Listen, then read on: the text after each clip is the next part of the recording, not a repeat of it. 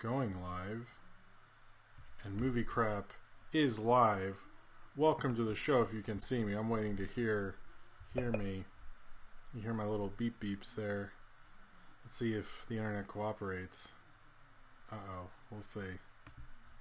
Looks like it. We're still waiting. I'm waiting. Looks like the stream's good. This is the anticipation. That's why I should have a theme song, really. Oh, my volume's way down. I'm waiting to hear. Okay. Well, you heard me, so you know it works. So we can send out the tweet, because I'm here. I hope everyone's having a good time. Having a good Saturday, day before Easter, whatever this is. Okay, Saturday, I guess. Shout out to Austin, Zane Powers, Ransan Film, Ace the Wind Rider, Courtney, Bruce Parker, Jordan Solafalo, Nathaniel Foga, Ty Hallett. Is that everybody? Let's see. Ryan. I saw Ryan Walterson here. They're up dog. Of course. Courtney. Did I say Courtney? Is that everyone in the chat? Bruce Parker, Blaze Kai 23. Hello. I think I got everybody there. Spanky. I don't know who that is. Average Joe. Papa Jim is back. Boys. I like that. Okay, I've embarrassed myself enough. Let's reveal what I look like, even though you know. Hello. Welcome. Burp there. Let's start over. Hello. Welcome to Movie Crap. Or Movie Crap Live. My movie news streaming show. Oh, people like my tweet. That's cool. This started off rough. Let's go back. We can edit this, right?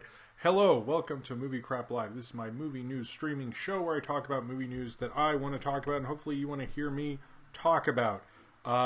Saber, like my OK Saturday joke. Hello, Saber Sparks. How are you doing today?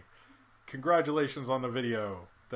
Yeah, anyway, congrats. I know I worked on a little, but it's not Saby. Saber Sparks is here. Saby's doing something. Saby's on to bigger things. I don't know what Saby's doing. But anyway, Cornbread. Did I say Cornbread? Disco Spider. Not So Studio 2012. Anyway, thank you very much for being here. This is Movie Crap Live. I talk about movie and entertainment and animation news that I want to talk about. Hopefully you want to hear about. And I'm very happy to be here Saturday before Easter and be here talking to everybody. It's pretty cool. As you can see behind me, this is the Godzilla box set. The reason I'm kind of showing it off is because before we start the show, I wanted to make this announcement. I got Sophie to watch a Godzilla movie today. And not before we were just watching the fights on YouTube. Great way to get people into Godzilla. And she was like, because I got her Godzilla toy, her stuffed animal, and we were like breaking down stuff. And then like with her Godzilla, and she really likes Godzilla. So we watched Godzilla versus Mecha Godzilla. And she was so into it. It was a lot of fun. She gets upset when Godzilla gets knocked down. She doesn't like that. I realized the perfect way to get a kid into Godzilla movies or get through a Godzilla movie with a 3-year-old is basically like she got so excited during the fight. She was like running around. She was like, "Mom, Godzilla's doing this. He's smashing. He's fighting. I can't ever say the character, by the way, the monster in the second movie. Can't say that, so I'm not even going to. But she was freaking out. And then, but then after the first fight, it was like mid-movie, she was like, "So when's the next fight?" And I go, "Well, we gotta wait for all these people to talk." And I realized when I was going through this book, the box set, I've seen, hey, happy Passover from Austin. First super chat of the night. Happy Passover to you too. I also watched the Rugrats Passover special. Cheers to you. Thank you, Austin, for the super chat. But yeah, she didn't like that you have to wait for another fight scene. So I think what I might do is just watch parts and right when she gets bored, go to the next one. But because, thank you, Saber Sparks, for a big super chat there showing Sophie Godzilla. You're a great man, Father Jim, my man. Thank you. Cheers to you. Thank you very much, Saber. You're a good man. No, not only are we doing that, so this, I don't really open the show this way, but I'm feeling wacky, and I think I'm sort of showing off crap, and I don't normally do that, but I want to show you what I'm doing, because it's cool. So if any of you have this box set, with this, basically what I do is I read this like it's a book, and then I go through and we read the entire filmography of the Showa era. This is the Showa era of Godzilla, and this one, and some of this art is, by the way, really good. This is Arthur Adams, and Sophie really likes the... I should actually not have... Hold on. I should see what I look like right now. this is Arthur Adams, and she liked that a gorilla was holding Godzilla's tail. So we've watched the fights of Godzilla vs. King Kong, and she also likes Godzuki. And this one, I explained to her, was drawn by someone named Sophie. So she liked that. Again, thank you very much, Saber. That was very nice of you. Saber's a good man, by the way. He's been very nice to me, especially when I was freaking out with some sort of show telling about. Anyway, people seem to like this. So, and she loves this, and she understood. To her, that's Robot Godzilla, and she understands who King Caesar is. If anyone can pronounce, by the way, the character from the second Godzilla movie, which is Godzilla Raids Again, I can never say that right. But I realize when I'm reading her through this, she wants me to like explain every movie. I have probably seen all these when I was a kid because they played so much on TV. But I could not tell you the plot of very many of them because, to me, much like we watched Rugrats as well. All the Rugrats episodes where they have Reptar, they just talk about how boring all the people parts are, and that was totally me as a kid. So I have to explain these and go, I don't even remember these characters' names. I just wanted to see people fight.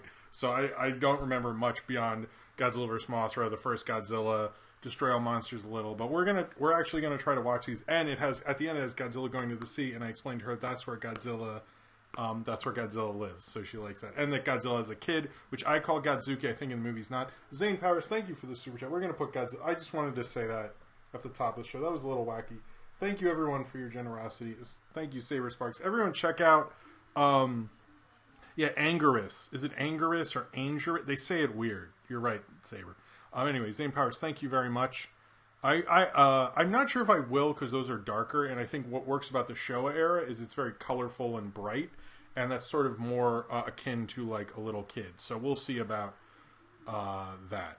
But yeah, we watched Reptar 2010. I actually showed her the Rugrats Passover episode because I thought it would be a good way to introduce Passover, and she was able to understand it because of the babies versus older kids thing. She got that. Anyway, thank you. Man, this is coming in fast. Hold on. Zane Powers, will you take her to see yeah, I explained that, but anyway, cheers to you, Zane Powers. Cheers to you, Austin. Oh, I forgot I do other things. First off, join the Discord. Austin and Zane Powers and Niji Kichu and Ryan and everyone who's a mod is doing an amazing job recently, and I really have to shout out to them. Maybe I will read. I don't know if I want to read you because it's just me like fumbling Godzilla movies that I haven't seen since I was 7. So you'll be like, I can't even say like, I can't say a lot. I don't want to embarrass myself. But I want to thank them for the Discord. Join the Discord. It's a great community. I find it wonderful. I actually I had to do an interview with. I did an interview with Adrian Sierra, the Juana Man guy. And I had to do it in general because of various things, and everyone was really well behaved. So thank you all, everyone on the Discord. If you want to support me or support the show and support videos continuing to be made, either do so with my Patreon, with the link of that is in the description of this video, or do a super chat during the show if you are financially able to do so. I know it is tough times to understand that. Just watching and liking the show is enough. But if you could support and help me continue to make videos, it is very much appreciated, and I thank you very much for doing that. Okay. All right. I think that was a good opening. It seems like people are into that. Maybe I'll do that if I have a good story. That was a good story. It's kind of nice hanging out with the family, getting good times while Adrian Sarah remembers that interview. Good. I'm glad. That's going to come out on Monday, by the way, the whole interview. So I don't really do the Godzilla sounds, but she understands. She's like so into Godzilla. She'll be like, it's Godzilla. Like, she likes it. Thank you, Trayvon Reed. I'm glad I'm somebody's hero. Thank you very much, man. Cheers to you. All right. I have killed way too much of this. Also, Batgirl, that's Sophie's, but she left that out of her room and she's asleep. So I got that at MomoCon. Anyone who's at MomoCon knows I was having people like find her a Batgirl thing because she likes Batgirl. Okay, this is Jim rambling about his kid, the streaming show. I don't know if anyone is into that. Okay, so let's get into the actual stories of what this is promoting and so forth. If you want to see some of these stories and go to a specific story, there are timestamped links in the description later on. Obviously not during the live show, but if you're watching this when it goes up later, there should be there. So check on those if you don't want to see me talk about every single thing. So a Robin Hood live-action remake was announced from Disney with the Blind Spotting director. I haven't seen Blind Spotting, by the way, but now once this was announced, it reminded me I need to see Blind Spotting. The interesting thing about this, Well, first off, so apparently it's going to be photorealistic. Zane Powers asks, will you show the 1998 American Godzilla? No. Only Showa era. We're not doing... First off, I have this box set I would really like to get through. So there's that. Because I really haven't gotten to watch it much. But we have to watch American dub because, like, somebody doesn't know how to read. A nice 3-year-old. Thank you, St. Powers. But we're not going to show... Sorry. She will learn how to read maybe when she's like 15. I'm like, no, we're not doing this dub shit no more. You know what I mean? But for kids with like the Ghiblis and so... Anyway, we do a lot of dubs for kids, obviously. But we're going to do pretty much Showa era. I might do the second era, which I think is Heisei era. I don't... Maybe Godzilla 2000, but that's like if you're really getting into it. Anyway. So the blind spotting director was announced for Robin Hood. This live action is going to be anthropomorphic kind of furry animals, much like Cats or The Lion King, but let's just say Cats. And it is done by this director, the guy who directed Blind Spotting. Now, the interesting thing about this, and that a lot of people aren't bringing up, is, so this director, Carlos Lopez Estrada, there was previously an announcement from the head of Disney Animation. Hold on. Will coming out here, most likely early to this, but I've never been more upset when I heard the news of a live action Robin Hood. Nothing is sacred. I mean, at Disney, nothing is sacred, but thank you very much for the super chat, Will. Cheers to you. So Carlos Lopez, this is the interesting thing about this, and I noticed nobody's really talking about it, which I find to be a bit odd, because it seems to me like a sort of interesting story, to be honest with you. And I'm a little surprised by how little people are. Sorry, I'm getting my windows organized right here. Okay, there we go. So he was announced. Man, you guys are hitting me with these a lot. Anyway, Ryan Walterson singing, "We've got cabin fever. We've lost what sense we've had. We've got cabin fever. We're all mad." Thank you very much, Ryan Walterson. I don't know if I sang that right, but I sang it. So there we go. So, we will get to this now. Carlos Lopez Estrada was announced during an announcement from Disney Animation and Jennifer Lee of directors who are working on Disney Animation properties or projects. Now, the interesting thing... Go away, phone. The interesting thing about this, I'm like very scatterbrained a lot. The interesting thing about this is that Disney Animation is not involved in the previous live action remakes. I didn't see anything in the Hollywood Reporter that Disney Animation would be in charge of this. But the fact that he was announced previously in about October for all these directors who are now going to be involved in Disney Animation projects, and then the first thing after that is the Robin Hood live action remake, makes me think that maybe Jennifer Lee said, hey, enough with this crap, because no one's really running. There is a producer sort of running when Saber and I did that video. No, Saber's right. They can't compete with Peter Ustinov. I don't think they can cast this well enough. I mean, unless they do like Hamilton it out, which I think the blind spotting director could do because he's friends with those guys. But what's interesting is, could Disney Animation be running the live action things, because they're not really run very well. When I worked on that Saber video, I forget what it's called, about the Disney live action remakes, we noticed I found an article, and there aren't that many, about the person who runs all of them. And there's it's not like a Kevin Feige thing. So could Jennifer Lee of Disney Animation be saying hey, could I run this as well and fold this into my division and so forth, also making Disney Animation, that division of Disney, far more profitable and able to do riskier things as well, possibly. But that's me just talking in general. But what I really think, the idea of that he was announced with this and then put on a major project like Robin Hood is interesting. It's also interesting they announced this pretty much like it's not going to Disney Plus, which the writer that was announced with this did write Lady and the Tramp. So it seems like whatever they're doing with Robin Hood, it's a high priority project. They have someone they really want to do this sort of thing. But I really don't like this idea. I know everyone's talk about it as sacrilege. I hate this idea. I grew up with Robin Hood. I love Robin Hood. But I also think there are too many Robin Hood movies. What was the one with the Taylor Edgerton, right? Whatever. The one, and Jamie Foxx was in it. Did anyone see that? I don't think people want Robin Hood. And let's be real honest here. As good as that Robin Hood is, the best Robin Hood is with Errol Flynn, and no one's even touched that one since 1937, 38 or whatever. That is the top. And if you haven't seen that, see it. Because to me, it's like Errol Flynn, Disney, and then like whatever is down there. I don't give a shit.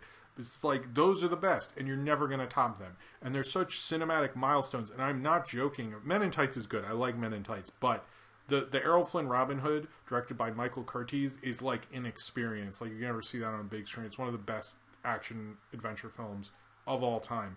And to me, Robin Hood, the thing with Robin Hood is everyone goes, Taron Egerton, sorry. The thing that everybody thinks that Robin Hood, you can do another one. You have these two like pretty huge you have these pretty huge adaptations that have like taken on the world and are so embraced and so beloved. Why would you think that you can even do this? And I think it's like a failure on Disney's part to think like, well, if we do it based on our property, it'll do better. Yes, but the thing is this will be like all the live action remakes where it's like a thing I'm not even noticing on Disney Plus. You know, I actually also noticed like how often do these live action remakes when they go on Disney Plus, like they're not even on the menu after a while because they know no one's watching it. Whereas Frozen 2 and onward are still up there. They're not going anywhere. You know what I mean? Because obviously people are still watching them. So I don't think it's like a good investment to make these anyway, because they're clearly just, you make the money at the box office. And you know, maybe they're like, let's get an interesting director, let's get a good producer like Jennifer Lee and make it interesting. He is an interesting director. Like I'm surprised they gave someone like that. Most of the live action remakes are like Favreau and Guy Ritchie and like people who are like sort of past their like interesting prime.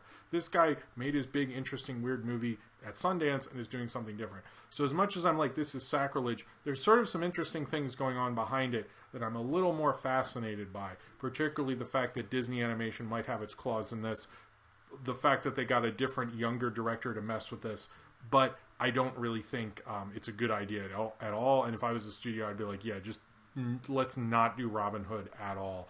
But it's also interesting that this, you know, Lady and the Tramp, to me, is a much bigger property than Robin Hood. Robin Hood's more of like it's very beloved. But it's like, I also don't think you're not going to get a better cast than that. That's a crazy good cast in terms of from Little John to you know, to the King to everybody. It's just like that is like prime, like, you know, Disney Xerox era kind of cast. And I don't think we'll ever do anything good. I like Favreau and Mandalorian, but you know what I mean. He's not like this is a different kind of director. But good point, Zane Powers.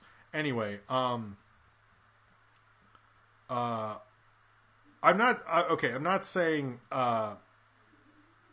Wait, what is he saying? I'm confused, Bruce Parker. You're making some sort of argument here, and I'm missing Bruce Parker. I mean, Nosferatu.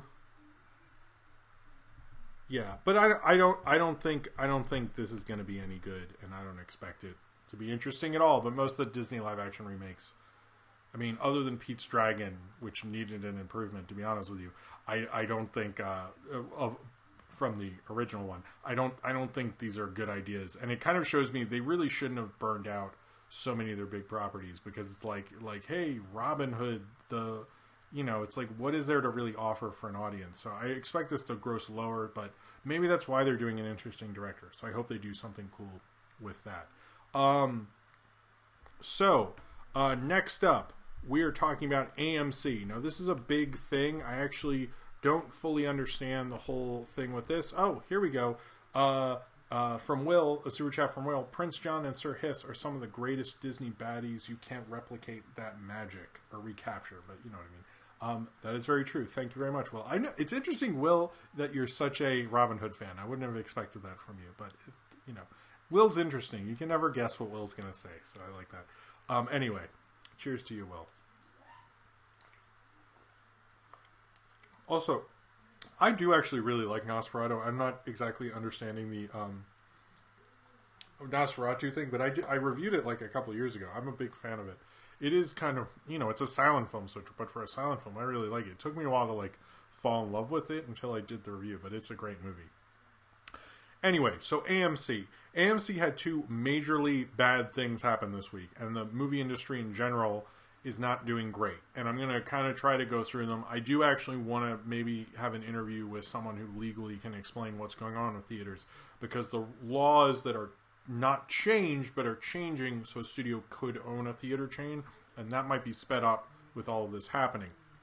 But first off, AMC's credit rating was downgraded recently by a credit agency because they believed they would start defaulting on their loans this summer, as they would not be getting much cash flow because people wouldn't return to theaters, and most big movies aren't starting till like mid-July at this point, although I don't think Soul's moved right now. Then you get AMC. AMC announced that people are saying their bankruptcy is likely, but then other articles are brought up, well, I don't even think they could file for bankruptcy, because to file for bankruptcy, you have to show the court that you have a financial way out of it, and AMC currently doesn't, because they can't say, oh, we'll open by August with the Chinese theaters that closed 2 days after they reopened. I'm getting sketchy information if they did reopen or not. But this is a major problem for a lot of theater chains. A lot of them, I know Regal's commented and Cinemark's commented that they're finding ways to like financially work things around. But AMC is in particular disadvantage because they just spent they were like $5 billion in debt apparently, and they just set up the AMC Stubs program, which financially didn't start to work out until actually mid-February, which is right around the time when coronavirus hit. They actually started making more money.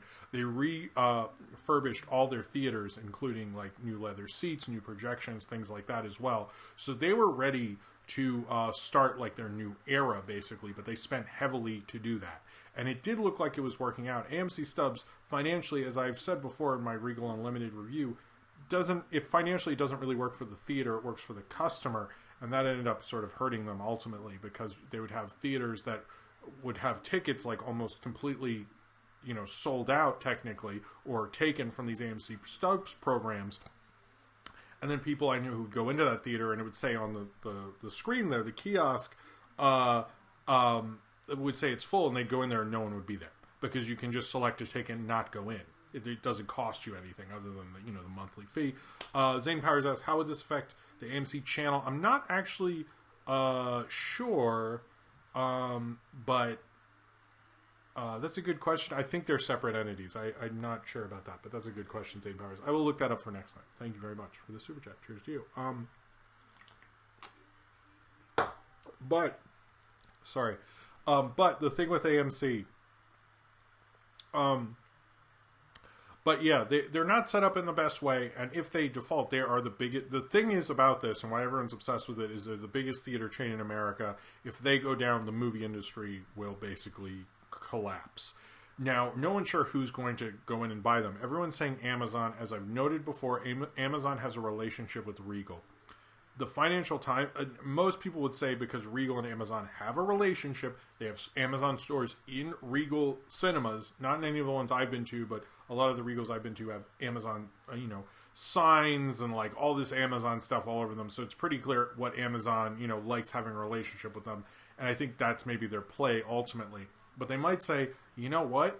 If we can buy AMC, we'll have a huge piece of the pie. We can release movies in theaters, because that was one of Scorsese and even J.J. Abrams why he didn't sign to Apple Plus, because they didn't have theaters.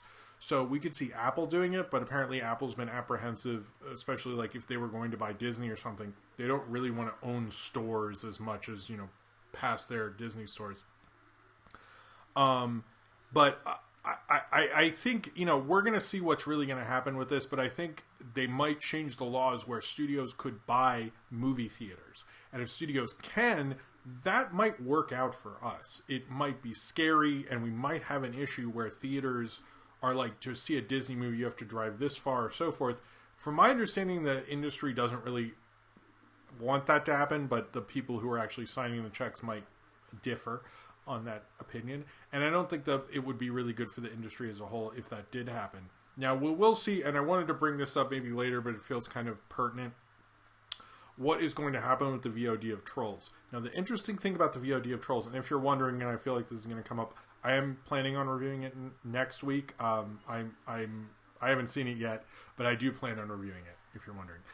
But Trolls World Tour thing with VOD is there's no like, there's Box Office Mojo, and there's a system in place to measure money that's coming into the box office. Like there's a whole system. There's people set up. They're calling people. They're like, they know how to organize it, right? There's nothing organized for VOD.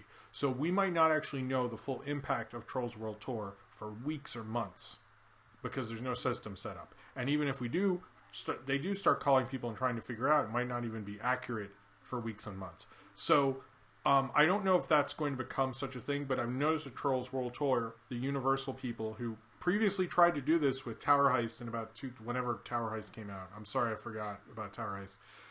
But because they tried to do that with Tower Heist, you can pay like $50 to see a new movie a couple weeks after it had been in theaters. They really are experimenting with this. So we're going to see like what the theatrical landscape is even going to be. And that might even hurt these theaters opening because they're going to be like, how can we, give you money, theater, if these studios don't need you anymore? If the studios see how big Trolls World Tour is, because Trolls World Tour is the only VOD thing where are the ska trolls? I don't know, man. That's a good point. I haven't seen the movie. Did you see the movie, Austin? Did people see the movie? I don't know. Anyway, cheers to you, Austin. Man, I'm like killing a Red Bull here. But we're going to see what's going to happen. But the theater landscape is really uncertain. I noticed Saber brought up that he was thinking of buying theater stock. I would not advise that at this point. I'm not a stock. This isn't Jim's stock tips because I don't know anything really. But I would not. That was my one financial advice, is there's not much there right now because who knows what's going to happen, which sucks because I wouldn't normally say I love supporting theaters. I love going to the movies, but who knows what's going to happen? Who knows if they'll get shut down again? The only thing that's interesting is I've noticed a lot of people through, people I talk to, people I work with, so forth, have act like more and more movies are going to go VOD. There isn't really that many movies going VOD only. Everything's just being bought by a streaming service or doing, VOD because they can't be in theaters anymore. Which means also that when theaters reopen, apparently it's going to be a lot of reissues. Like all 4 Avengers movies were released in China with 4K restorations. The first Harry Potter. So it might actually be really cool to go to the theaters. But as when I talked to Animat, when I was on his podcast, I know Saber and Paleo were on his podcast today, so you should check that out on Monday when it goes on YouTube. He was saying it might not be good for everyone to rush out to theaters. So that what they might do is just play the movies they can play. They might not open with a big movie. They might have some of the smaller movies. They might have sort of arty things or something like that. But I don't even know what they'd play because everything that was in theaters then is like on a streaming service or on VOD or whatever. So it's really untested right now, and no one's, as I've said many times, no one knows what's going to happen. But I feel bad for AMC at this point because, ouch. It's like, I don't know. I hope they can make it out of it, but it looks like they're going to be bought. By whom, I guess we're going to wait and see, but we don't know right now. Anyway. So, I want to apologize for something, and I didn't realize I messed up with it until way after the show. So and no one called me out of it, which I think is interesting. Maybe no one cares. But the possibility of a new Edgar Wright movie. And I'm sorry, it wasn't my script, and I somehow scrolled past it and didn't notice it. So, what is Edgar Wright's next movie? He has a film, I think it's called Last Night in Soho. It's an English movie, which is interesting. It's his first English movie since World's End. I prefer his English films to his American films in general, although I love Scott Pilgrim and Baby Driver anyway. But this film, who knows when that film's coming out? It's supposed to come out in September right now. It hasn't moved. Or maybe it moved a week, who knows, but as of right now it's coming out in September. But this one, his next film is an interesting one, and it's based on a book that hasn't Tunjay brought up the AMC. AMC was owned by a Chinese corporation, but they slowly sold off more of their shares, so they're more of a minority stakeholder than a majority stakeholder, as they used to be, to my understanding. So Edgar Wright's next movie, supposedly it's really his next thing. It's called Set My Heart to 5, and it's a cool idea. It's about a robot who can, and it's a book that hasn't come out yet, but they pitch these to movie studios early. It's about a robot who suddenly gains feelings And then when that robot gains feelings, he falls in love with 90s pop culture and decides it wants to write a screenplay that's very like 90s pop culture rom-com-y, which sounds actually kind of cool and very much into Edgar Wright's style. So I'm actually kind of excited for that. I like that idea. That sounds cool. So I'm excited for that. I've seen people bring up Simon Pegg. I think that would be awesome. I think that would be a really cool casting if he did that. But we'll see, because here's the thing with Edgar Wright. He's much like Tarantino and Del Toro, where they announce stuff and it doesn't happen. Remember, it was Kojak the Night Stalker with Johnny Depp. He had a couple projects with Johnny Depp. Nothing happened with that. He was doing a YA thing. He was doing this. He was doing that. To me, it's like until he's shooting and it like you hear him casting, it's like not happening. Don't trust it until it's filming. That's my policy, my lifelong policy on Tarantino, because remember the Vega brothers? Like, that never happened, and I kept hearing about that. I heard about that on the nightly news. Like, that was such a major project announced, and just, when's the Vega brothers? Did I miss it? Did it come out and we all missed it? That would be hilarious. Nick Frost, Martin Short. Austin, I like these castings. Anyway, so in other big news, and some of these, by the way, I gotta give a shout out to Ryan Walterson, because he's really good at sending me stuff, and he did so with this one because I didn't hear about it. Pixar won the Nobel Prize for Technology. It won the Nobel Prize for Technology for basically making CG animation as feature films. And John Lasseter wasn't there, if you're wondering. Ed Catmull and this other guy whose name I totally forget. I think it's right that Lasseter doesn't get to enjoy that legacy. Anyway, although I was thinking it was interesting if we hadn't learned that about Lasseter. Toy Story 4 feels like a good send-off for him, but as it stands now, I don't think it would be. As of what I know now. But Pat Haranahan, I guess, and Ed Catmull were the winners of the Nobel Prize for basically everything that Pixar has done. I think that is deserved entirely, because Pixar is an amazing legacy, and I think it makes sense that Lasseter gets to be erased from that, because he's a piece of shit. Alright, anyway. Sorry. So I'm going to talk about two trailers. This Cornbread suggested one of these, and I maybe I should have... I was going to preface it in the second tweet. I was thinking about it.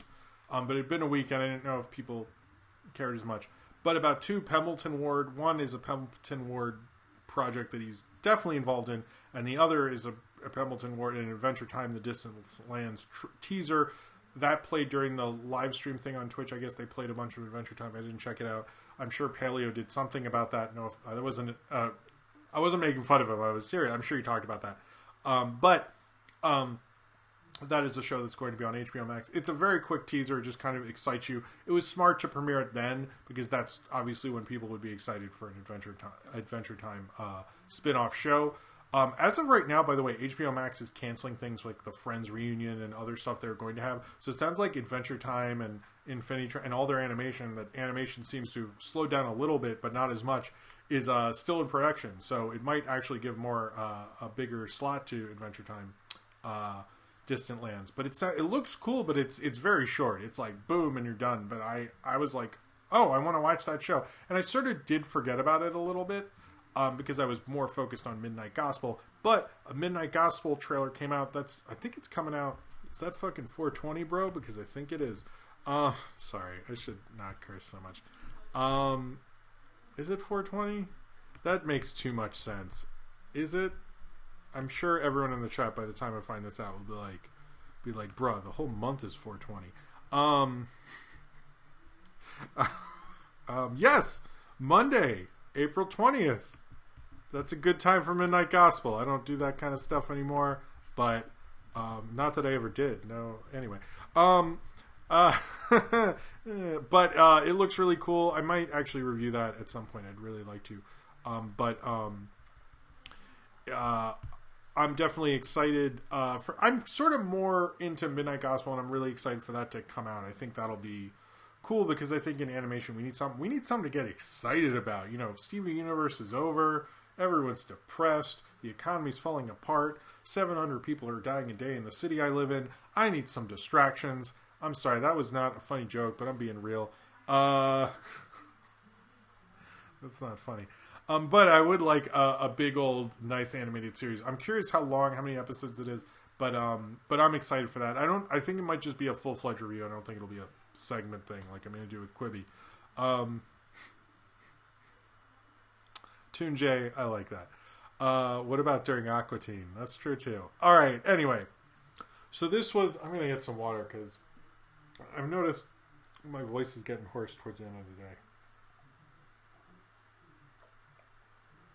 Because I usually didn't talk as much, and now it's like, stay safe, Jim. Keep it real, Jeff. I like this. Okay, so let's talk about 2 Amazon things, and yeah, we'll go from there. So first off, Amazon bought My Spy. My Spy was going to come out to theaters for real.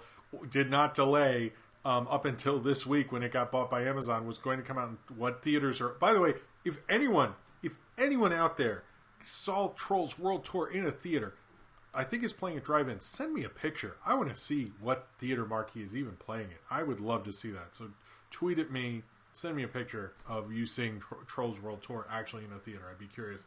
But My Spy was supposed to go to theaters on the 17th. It has been bought by Amazon Prime and will premiere on there. Much like Lovebirds and Artemis Fowl, who were bought by streaming services before. They will not be the last ones, apparently.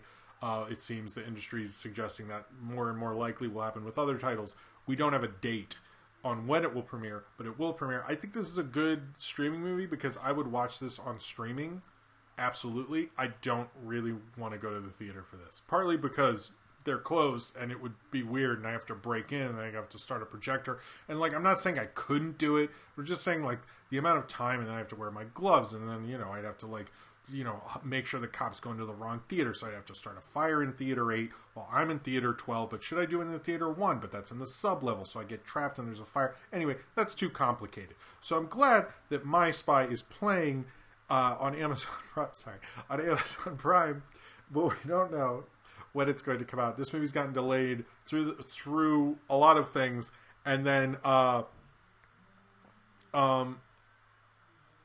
we'll see what is going to happen when it comes out. But it's interesting that each of these films that have been put to streaming have all gone to different streaming services. Lovebirds going to Netflix, Artemis Fowl Disney Plus, which obviously that wasn't a buyout.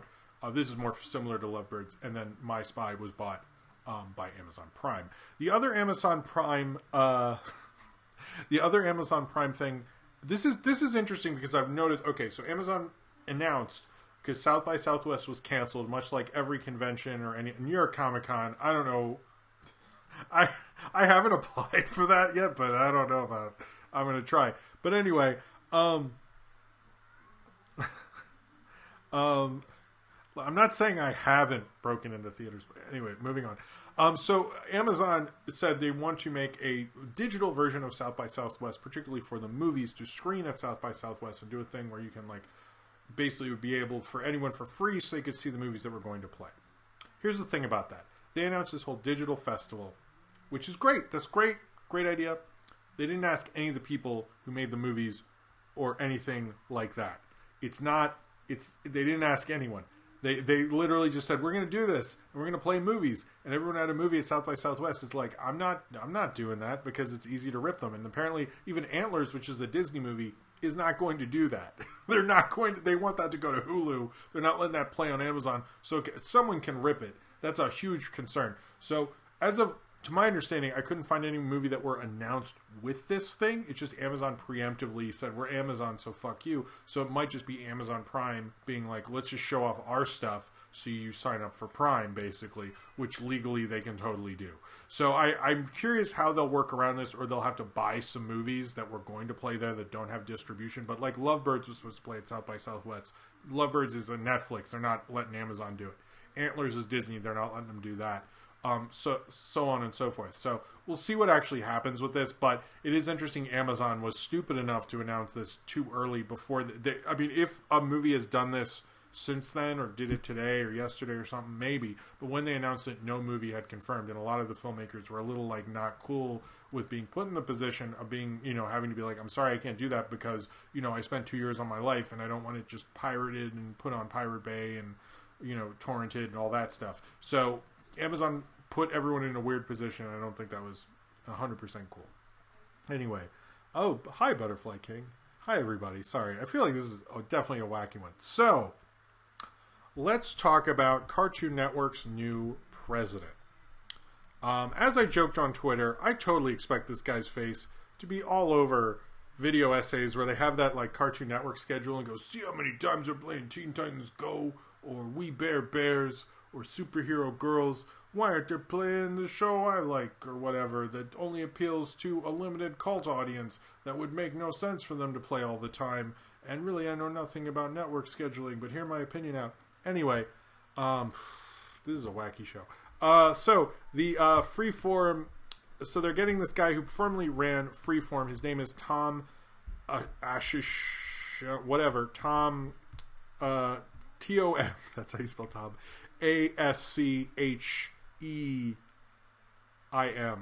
And he formerly ran Freeform. He's worked for Sesame Street. He worked on Nickelodeon. He actually has a lot of experience with that. He is not only running Cartoon Network, and what's interesting about all this is even though it was announced, it was very much announced about Cartoon Network, him being the president of Cartoon Network. This isn't just a cartoon community bias thing. Like Hollywood Reporter, all these major things were going like he's the president of Cartoon Network.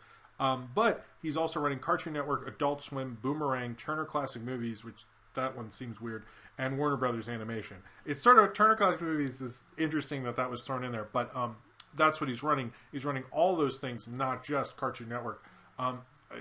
That's odd to me that they wouldn't announce everything he's running, especially since that CEO of Warner Media was announced last week that they're clearly doing an executive shakeup. He doesn't sound bad. He basically changed ABC Family into Freeform, rebranded it, things like that. I don't have much opinion on Freeform. I'm sure everyone's going to be like, what about the time they played Batman Begins? I think that was before he was around, so that's not relevant actually. But we'll see what's going to happen with this guy, because I think Cartoon Network's in a weird spot right now, because most of their shows, particularly we look at things like Steven Universe is over, Teen Titans Go is kind of long in the tooth at this point. I'd say their biggest things right now, and as someone who has a kid and talks to other people who have kids also, We Bear Bears or DC Superhero Girls or even Powerpuff Girls Classic, which I showed to Sophie. I think that was last week. She was real into it. There's certain things that Cartoon Network has, but Cartoon Network has major hurdles it needs to get over. Yo, Jim, Optimus Rimjob, how is it going? And thank you very much for the very generous super chat. Yo, Optimus Rimjob, how are you? I always like it when you're here, and thank you very much for the support. That is really nice of you. Cheers to you, man. That didn't feel good. We should do a wish on 11/11. Mao Mao, I personally love Mao Mao. I love Infinity Train. You know how I feel about a lot of those shows.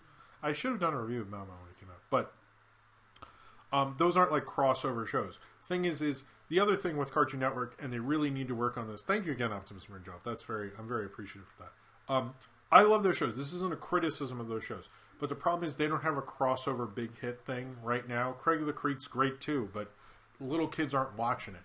And their Roku app, which is a big thing, and their apps on other channels, you have to go through like 2 minutes of commercials per 15-minute show. Nick Jr. doesn't do that. The reason Nick Jr.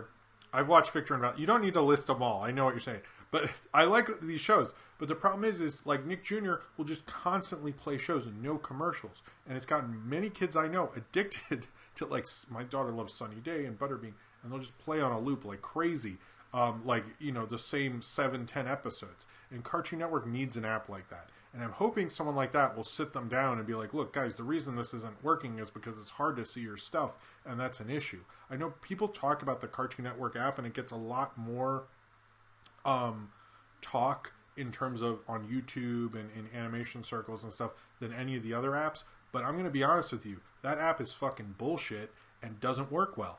And as someone who has a kid who wants to show her cartoons, I do it because I love Cartoon Network, but I actually watch Cartoon Network shows on other streaming services. If you run an app for your channel, it shouldn't be that hard. And that is a major hurdle.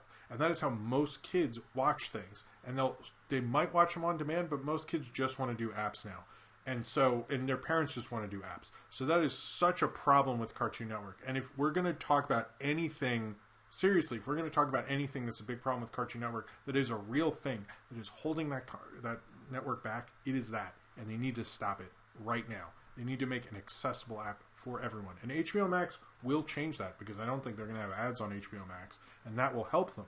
But there's a lot of people who aren't going to do HBO Max and are still going to have cable subscriptions and will still steal the cable login and stuff like that. You need to fix that app. That is a huge problem, especially when your highest rating of anything in the past couple of years is a Teen Titans Go episode that was on demand on day when the East Coast had a huge snowstorm, which is true. It got something like millions and stuff like that. So anyway, I understand that CN app online works fine. I have no problem with that. But most kids aren't watching the CN app on desktop. Sorry. That has bugged me for a while. I'm sorry. I went on the show Sophie the Clerk's Card. I've been saying I need to do I've been saying that because we need anyway, what were we talking about? Oh, I've been saying I need to do a review of the Clerks cartoon for a while. I actually saw both episodes when they aired, and I saw an episode before they aired because I saw Kevin Smith. So I'll talk about that later. Anyway, where are we? So, I needed some water. This has been a wacky, this is a crazy time, but, alright, so, I wanted to talk about Disney Plus. Disney Plus. Alright, so Disney Plus announced, this week that worldwide they have 50 million subs. It's about one third of what Netflix has. Which is pretty impressive for the amount of time. They move faster than they even anticipated, which is very good. On March 24th, the service became available in the UK, France, Germany, Italy, Spain, and other European countries, as well as launching in India, and got 8 million accounts. I read more. There's more things about how people, what they're watching in India. I didn't get to read that, but sounds fairly successful, although India has a lot of people, so retrospect. But Disney Plus is surging right now. I think what also helps Disney Plus, and I brought this up earlier, the fact that they have Frozen 2 just blew the lid off of everything. Disney Plus is running the streaming service game during this quarantine better than anybody. I know there's that funny TikTok with that guy doing that bit and stuff, but if we're being for real, they've had more bigger announcements other than Tiger King, for example. Between Onward and the Maggie thing came out, I know that was big for them. Things like that. So they are just killing it right now. I really think they're going to continue to surge, and especially it's giving them a huge lead above things like HBO Max and Peacock, which will come out probably when we're still in quarantine at this point. Not to be a jerk. Is it 8 billion? Well, there's 8 billion people. There's not 8 billion people in India, are there? Anyway. Oh, you've been watching a lot of X-Men? That's cool, Austin. I love the X-Men, the animated series. I have the book. I got to meet them at the first MomoCon, and they were really great. And I just basically complimented them. And they actually, I'll tell you this, because I feel very loose today. I don't know. I will tell you this. So, interesting note about the X-Men show. When I was a comic book nerd reading comic books, you didn't know what the, exact pronunciation to certain characters' names were. And I remember there's this debate, was it Magneto or was it Magneto? Because no one knew. True story. And so I was telling Izzy or Nolan this, and then I got to talk to the creators, and I was like, hey, one of the things I really like about your show is you taught me the real pronunciations of these things. And true story, they actually told me that no one at Marvel knew the exact pronunciations of things. And so some of the pronunciations to X-Men characters were chosen by them before they had the voice actors go out, which was interesting. I also think their Dark Phoenix is the best Dark Phoenix there ever was. And if it's not in the right order, fuck Disney Plus. All right, so Bob Iger, one of the things he said during this, I think it was an earnings call or whatever it was, Bob Iger says more movies may move to Disney Plus, but not any tentpoles. And what that Oh, really? There are more humans in India and China than the rest of the world combined. I believe that. I believe that. I believe that. That I believe is true. I know there's a lot, but 8 billion. There weren't 8 billion, but there. Damn, that's a lot of people. Shit. Anyway, but yeah, Bob Iger said that more movies will move to Disney Plus and potentially Hulu and other streaming services owned by Disney, so ESPN as well. Man, talk about a network that's falling apart. But no, none of the tentpoles, meaning Black Widow, Soul is probably considered a tentpole. I know people are saying it's going to Disney Plus, but it's a Pixar movie run by the guy who is the president of Pixar. To me, that's a studio priority. Those will still stay in theaters, but he will say that he has said that more theaters, more smaller movies will. I know there's this Ivan movie with Angelina Jolie that people are saying that will happen too. So we'll see about that, but Bob Iger has publicly admitted that more films will go to Disney Plus. I think more films we'll see go to streaming than VOD, but again, this has to do with Trolls World Tour. If Trolls World Tour is a huge success, I think this weekend, and when the numbers start coming out, whatever numbers there are, that will dictate what the other film's future is. Because if they see, hey, we made $200 million off of Trolls this weekend or something, you better believe New Mutants is going VOD. But if they made $2, which judging by the internet doesn't sound like it did, then they will just sell off all their crap to Netflix. Because Netflix needs product, first off, so then Netflix will be selling off crazier deals and things like that. So we'll see about that. But anyway, you should read Previously on X-Men, by the way, Austin. It's a great book about the whole series. I have it in the other room. My wife's doing she's live streaming just with her friends, so it's this is like a whole production off. Everyone's in a different room. When you're quarantined, I've noticed at night, everybody's just chilling somewhere else. Anyway, another thing about this is more of an industry thing, but I think it's one of the things I try to do is talk about industry stuff, but be realistic about what the industry is becoming, because I try to be honest with you about how I feel about the industry. So a Hollywood Reporter thing, and I won't get too much into this, is they're saying there's going to be a production logjam when studios do open up.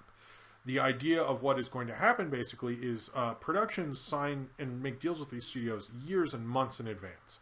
Basically, those deals are going to have to be renegotiated, and as things get moved back, things are going to get further moved back, and the issue I've brought up before of actors who are, a lead in one thing, and no, Sophie's asleep, are a lead in one thing and a supporting actor in another, will probably have to leave the supporting actor thing, so some things, the supporting actor thing for their lead, because obviously that's a better role for them, and then they'll have to reshoot what they already shot, and things like Batman, it was announced, Matt Reeves revealed 25% of that is shot.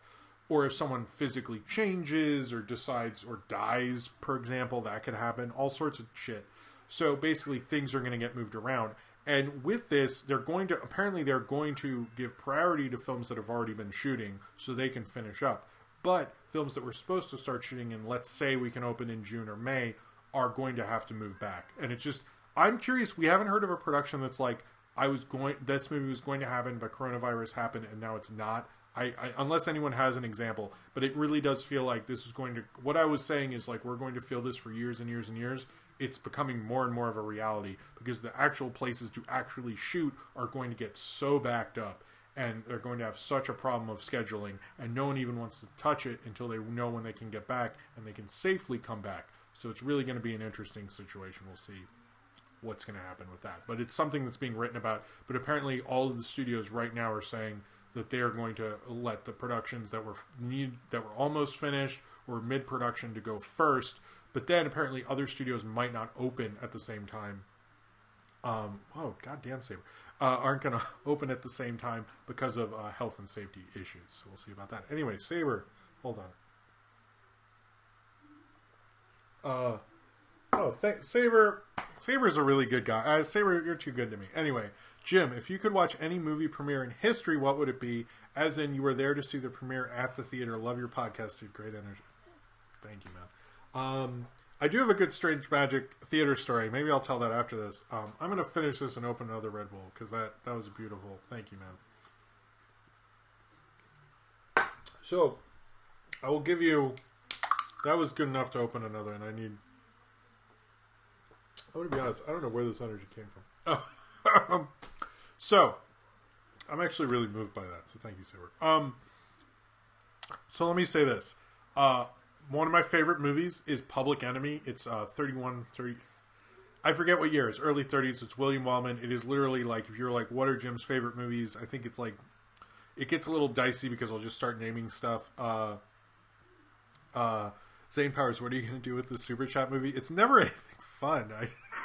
It's just like keeping the lights on, making sure we get groceries and stuff like that. But, you know, I do spend it on the channel. Anyway, you don't need to, it's, you know, just like family and keeping things together and stuff like that. But anyway, buy more Red Bull. That's right. But thank you very much for the Super Chat as well. But, so Public Enemy is one of my favorite movies ever. It definitely is. And I love that movie. And if I could go to the premiere of that, it's with James Cagney. It's an electric film. It absolutely is. It was early sound, so no one could move at the time because of the mics and stuff like that. And everyone was enunciating. And here James Cagney comes in. And he's moving around like crazy. He doesn't give a shit about the mic. He's not enunciating. And if you watch Little Caesar and then watch Public Enemy, and you'll get why Public Enemy exploded. It's also Public Enemy. William Wellman was a bigger director. He could get that budget, and he had fun with it. And it's just, there's so many good choices. I love Public Enemy. It's one of the best movies of all time. It's the best gangster movie. I don't give a shit. I love Public Enemy. You should check it out. I would go to that one. I would also go to I would see the Star Wars cut where it didn't have the special effects. It had the World War II footage, which is a lost media thing I need to make a video on, and I think that would be amazing, and only Spielberg liked the movie, and Brian De Palma gave George Lucas shit in the diner. I would want to be there for that. I would want to be there for the Jaws premiere. I would want to be there to see Halloween in a packed Saturday night of the weekend it came out. I would want to... this is going to go on for a while. I would want to see Snow White. I would want to see Dumbo. I would want to see Snow White at the premiere where Charlie Chaplin got up on his seat and gave a standing ovation. I would want to see the early screening where the train in the Great Train Robbery. I have a big thing with the Great Train Robbery, by the way. There's a museum in... Saber just got a whole gym rant on this shit. There's a museum of the moving image in Queens in New York, and they just have a room that just plays Great Train Robbery, and I just sit there to kind of pay respect to it because it's the beginning of narrative film, if you didn't know. Check out the Great Train Robbery. But when it premiered, people ducked when the guy shot his gun at the screen, and I would want to be there for that. Buster Keaton's The General. I can't think. Superman the movie, Empire Strikes Back, to see people when Darth Vader, E.T. I don't know what my wife's doing. It's having fun over there. But yeah, man. Saber, you started a thing. Godzilla, seeing it in Japan with the original cut, and someone I don't need to translate. I've seen that movie enough times. Pink Flamingos, William Ellman, you're right. Pulp Fiction at the premiere where the guy had the heart attack. I think that's it. Seeing The Fog in theaters. The Thing. Blade Run. Nah, I don't know about... I'm not as big into that. Sleeping Beauty. Alright, we're done. Alright. My cats are freaking out. I might have to go... I think we'll take a break before the Quibi thing, but I still have a bunch of stuff. Alright, so... Thank you for that, Saber. And thank you for being supported. Check out the gender swap video. We have some good shit coming up. I can tell you that in the Saber production thing. That was a very good question. Alright, so... There's a trailer for the film Extraction with Chris Hemsworth. There's part of me that thinks this looks cool because I just want a new kind of action movie. But another part of me, and hear me out about this, does actually think it looks cool. He's just Chris Hemsworth. He has to save this kid, and the city's falling apart, and it looks just like a cool action movie. And in general, I like stuff like that. But Chris Hemsworth this film is directed by the stunt coordinator, the guy who did all the stunts for the Marvel movies. Now, the stunts aren't amazing, but that's because he didn't get to film them. And in general, when stunt coordinators get to direct action movies, they're pretty cool. So this will be on Netflix on April 24th. I actually think that would be a really it might be a really cool movie. So I don't know, we'll see. But it kind of got me excited for just like a good B kind of action film. It looks pretty cool. In other news, so Disco Spider, any movie that's now lost, I would actually bring up that seeing Lost at Midnight. Is it Lost at Midnight? Or damn it, a bunch of Lon Chaney's that are lost. I'd probably do that too. Anyway, CBS is bringing back the Sunday night movie. You probably don't.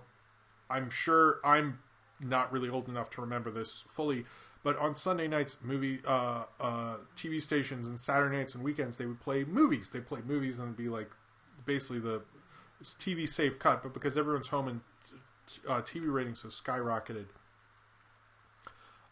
they've decided, and they're having a lack of content, CBS has decided to play movies, and the first one they're going to play is Raiders of the Lost Ark. I think that's starting the first Sunday in May. Then they actually have some good films on here. It sounds fun. So it's Raiders of the Lost Ark, followed by Forrest Gump on May 10th, Mission Impossible on May 17th, Titanic on May 24th, and then Indiana Jones and the Last Crusade on May 31st. So, we know how they feel about Temple of Doom. But if you are home and, just want to have something on, CBS is playing those films. I own Raiders of the Lost Ark, so maybe it'll just inspire me to rewatch Raiders of the Lost Ark.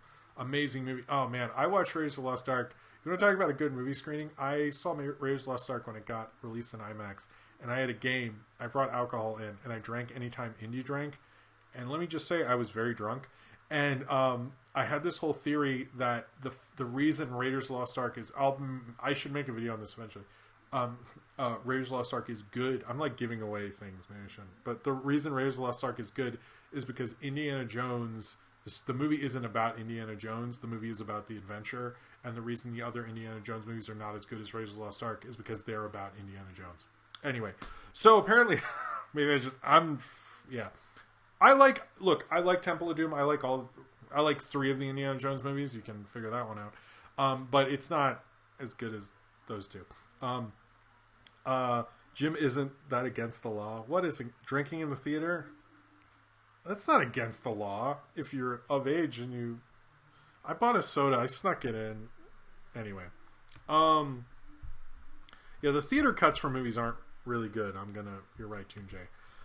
So there's going to be apparently there's going to be a remake of Night of the Hunter. I would look up who's doing this and be interested, but Night of the Hunter is amazing and perfect, and I don't really understand how that could be any better, and I'm sort of against this whole idea. But if you've never seen Night of the Hunter and you're looking for one of the true classics of cinema, check it out. It's actually directed by the actor Charles Laughton in one of his, I think, only feature film he directed, and Robert Mitchum giving one of his best performances. It is amazing. See Night of the Hunter.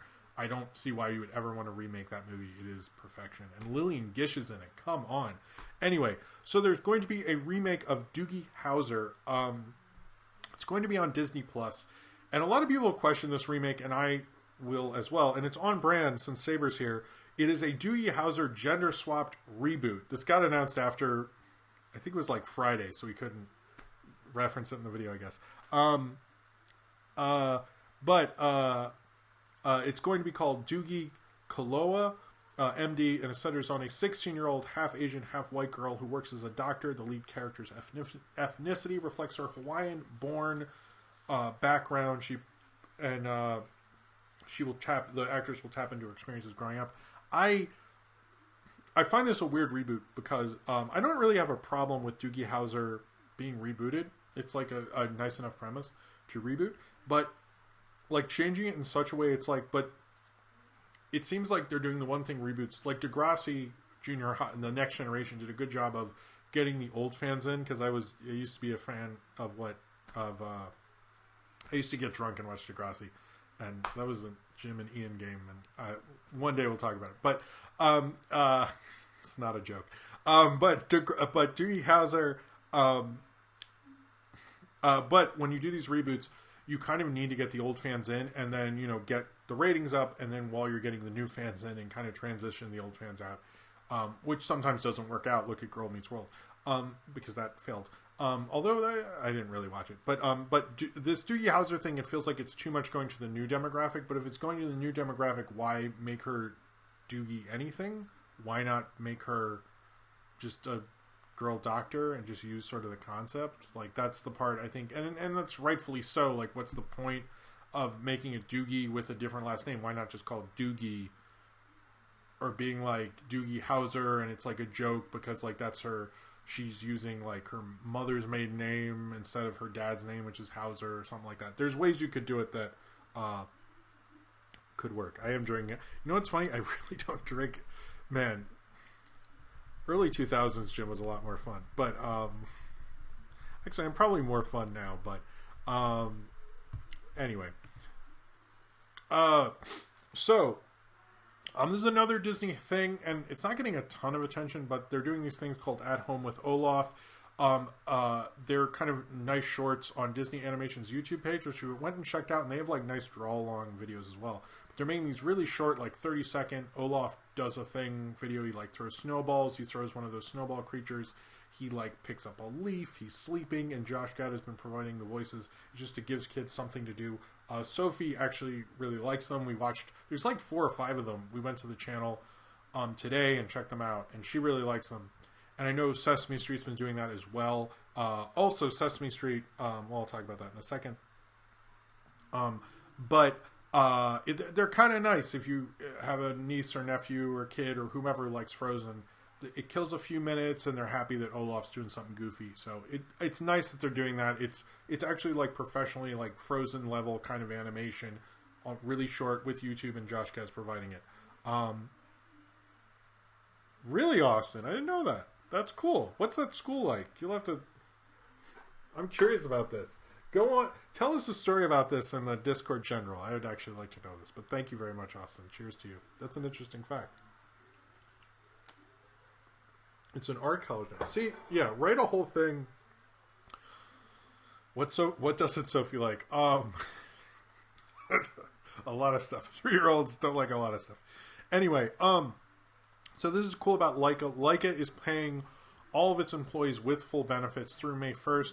I think stop motion is not in a great place now, and since Laika, have they signed a deal with the streaming service? I don't think they have, but they want to go theater. I think we'll see what happens with them, as Aardman seems to be going very hard into Netflix. But I'm glad that Laika is trying to stay alive and trying to support their employees, and I support that, and I think that's really cool of Laika. So hats off to Laika there.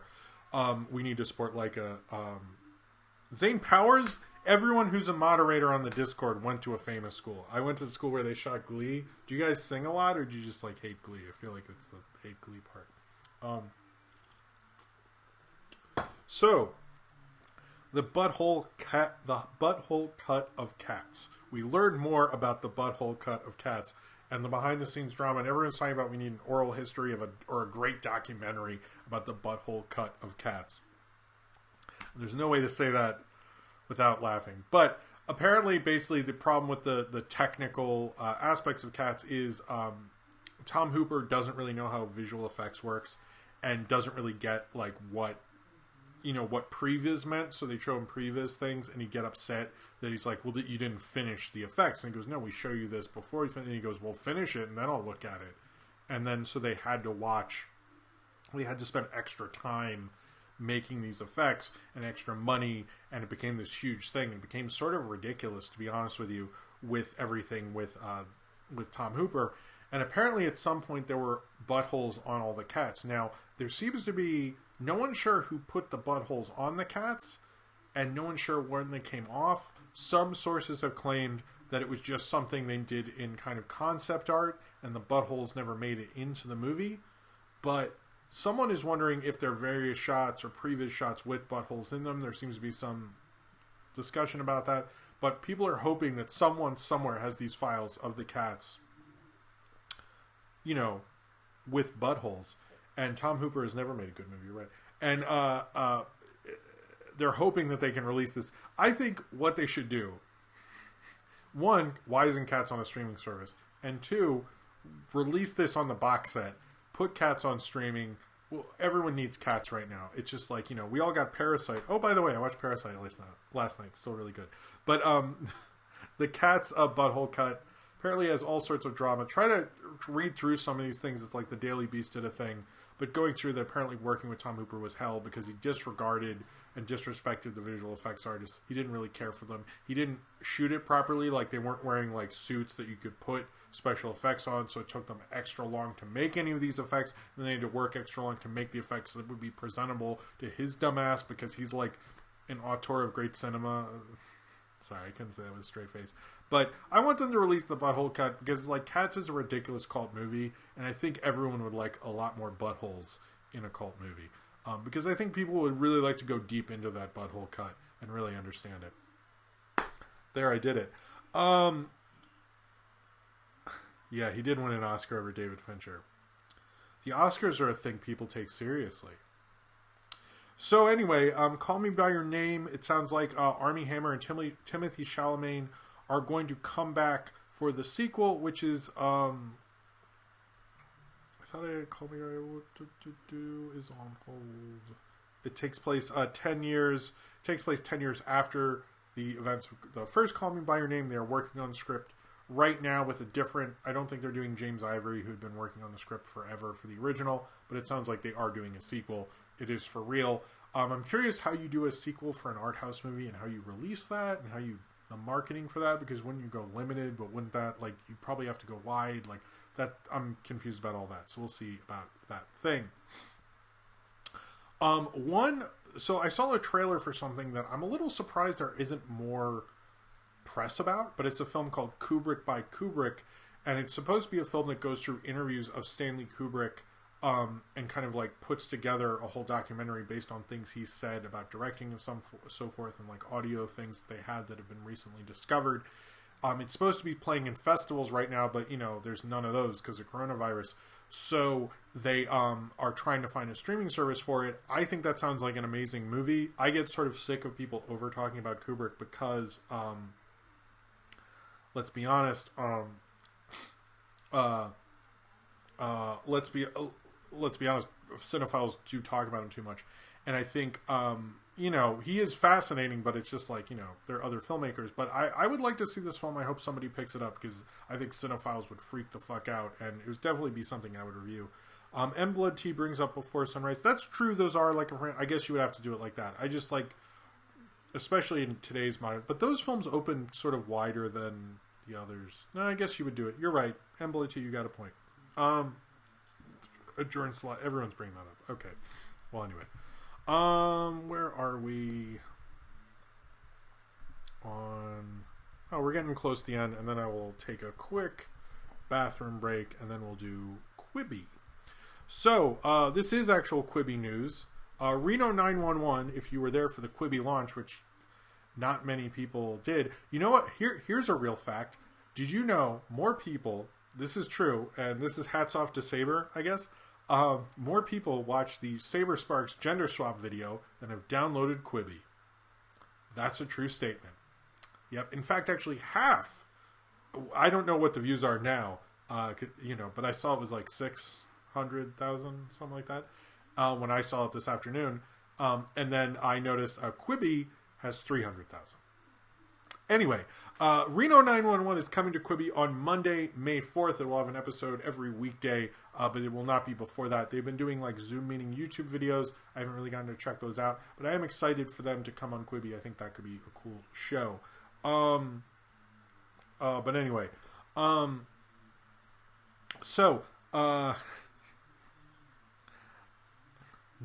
like serious, damn, yeah, I know, Quibi. All right. So coming up next, I don't know what, it's 700. Yeah. So Quibi is doing really good. Yeah. Saber, you're bigger than Quibi. Sorry. That's Quibi's a disaster.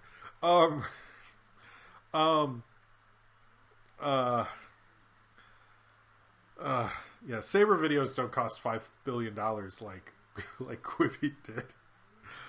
All right. So that wasn't making fun of. Anyway, I think I was so making fun of it. It was just Quibi. So Martin Scorsese is trying to find a new home or possibly a new home for his new DiCaprio movie, which actually is going to have DiCaprio and Robert De Niro And this is a film that's been in development for a while, and DiCaprio's been with a while. J.J. Abrams almost did it with him. It's called Killers of the Flower Moon. It's about the beginning of the FBI and being involved in a murder of Quibi didn't review Rock and Roll, so fuck Quibi. It's about the beginning of the FBI investigating these murders of Native Americans. And but yeah, it's been in development a while. Scorsese saw the budget would get to $200 million with DiCaprio and De Niro and all this stuff, and apparently he's having a hard time. Paramount is really not sure about signing off on the budget, especially with the economy and coronavirus. And so Martin Scorsese kind of realized he wants to go back to a streaming service and is talking to both Apple Plus and Netflix and courting them to take this DiCaprio movie. To be honest, if I was Netflix, I would do it. Because DiCaprio brings butts into seats. People watch DiCaprio movies. They do well for the most part. And a DiCaprio Scorsese film would do well, especially on Netflix. They might be able to actually bridge the divide because regardless of what you think of DiCaprio and his acting, he's a box office star. He's one of the few names we got left. He could sell this movie. And if they don't make an Irishman like the movie, they could actually do that. So this actually might be, if they were, and this is me projecting a lot, but if they were able to work this deal out, they could seriously be able to bridge that gap, especially since theaters are in the shit storm they are in now. So this could potentially be game-changing if someone is smart enough with it. But we'll see. But right now, it looks like this film might not happen with Paramount, or it looks like they might get an investor, but it's sort of interesting with all that. It'll probably be 3 hours long because it's Scorsese. But I think it seems like the thing with Scorsese that's interesting, he was always fighting to get any sort of budget. And then as soon as he became Oscar winning or getting a lot of nominations like in the 2000s, he really took on these huge budgets. And I really don't think that's a good idea for him. Like even Spielberg doesn't do the budgets he does. I get that he's a genius and he's Martin Scorsese and he has more, essential classic movies than very few directors are up there with him. But at the same time, it's like, Jesus. And this is one that didn't get talked about a lot, and we really got to thank Ryan Walterson for letting me know. So Tom and Jerry is still in production, is still being worked on, a little slower than it was previously, but is still in production, and it looks like it's going to meet its December date. There's been a lot of talk that Scoob would take that date, but it seems like they haven't done that. There's just a lot of talk about that, but it hasn't happened. So Tom and Jerry will be, it looks like they're going to make it, and they've been employing the animators still, and they're still working on the animation part. It's a 2D live action hybrid kind of thing, but it looks like it's going to happen. They say they're only working about 25% slower, but it looks like they're making their date. So I think I think that is good. That's good news, and I'm glad. It seems like animation is still moving ahead just as strong, and Tom and Jerry is definitely. So the Purge, the fifth Purge, which sounds like it might be the last Purge for a little bit, or at least with the guy who did it, James DeMonico, I think, who's done most of them, is going to be called the Forever Purge.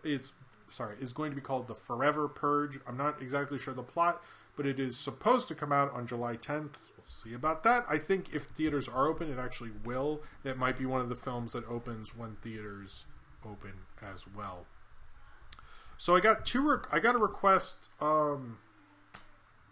I forget who was the request, and I apologize for that, about the Hellraiser and Salems Lot projects and what was going on with them, and happened to be that they both I found those articles right after, just by coincidence. But Hellraiser has been announced. The Hellraiser remake got a director that was announced of the movie The Signal, which I'm going to be honest, I thought The Signal sounded horrible. I'm sorry. I saw The Signal, and it was horrible. So I don't know what my wife's doing. But it sounded horrible. And I don't know, it sounded horrible and, okay. The Hellraiser movie reboot is done by the director of The Signal. I hated The Signal, so I'm not really excited for that. That doesn't sound great.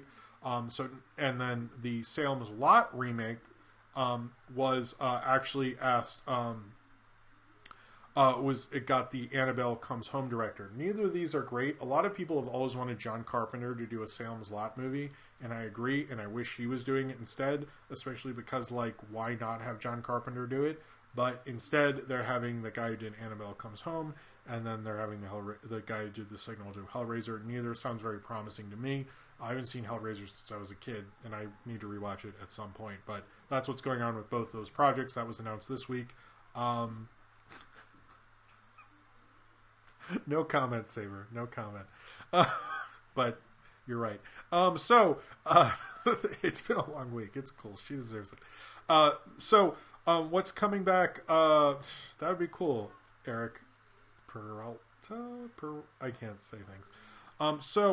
These are the last two things. Oh, and then I have an in memoriam segment, sadly. The Thing music cues that John Carpenter did, that film was famously done by Erica Morricone.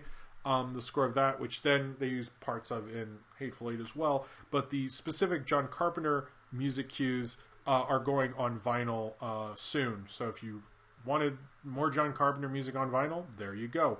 An update on MST3K, if you're wondering what's going on, there was a recent interview with Jonah. So, of course, I knew this. I heard about this because I care about Mystery Science Theater, and sort of what we've heard before, but it's nice to have an update, particularly with coronavirus. Jonah says Joel has stuff in the pipeline, and we'll hear about it within the next year. He didn't really say what his involvement is, what's going on with it. He didn't really comment on that, but he did say that they're working on something. We'll hear about it. I had ideas of what they should do with a Mystery Science Theater reboot, specifically with YouTube, and you can check out that video. It was a segment on Movie Crap. Check out the Movie Crap Shorts video. No, it's the Signal from 2014, by the way. All right, so here are three. Jonah has a new podcast. I should check it out. There are three in memoriams that I can. God, it's just been depressing. The amount of death that's been going on. A lot of this is unrelated. I think one is coronavirus. The other two are unrelated to my understanding. But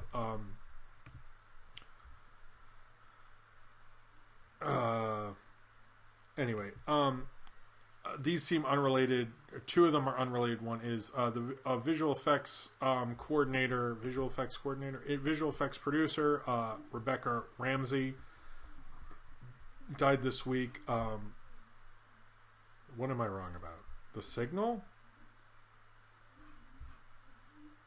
Oh, well, okay. I'm surprised by that, but okay. Anyway, about MS3K. Well, you agree to disagree. But Rebecca Ramsey did a lot of visual effects for Spider-Man and a lot of films you loved. Died this week of complications because she fell in her house. That wasn't coronavirus. I'm sorry.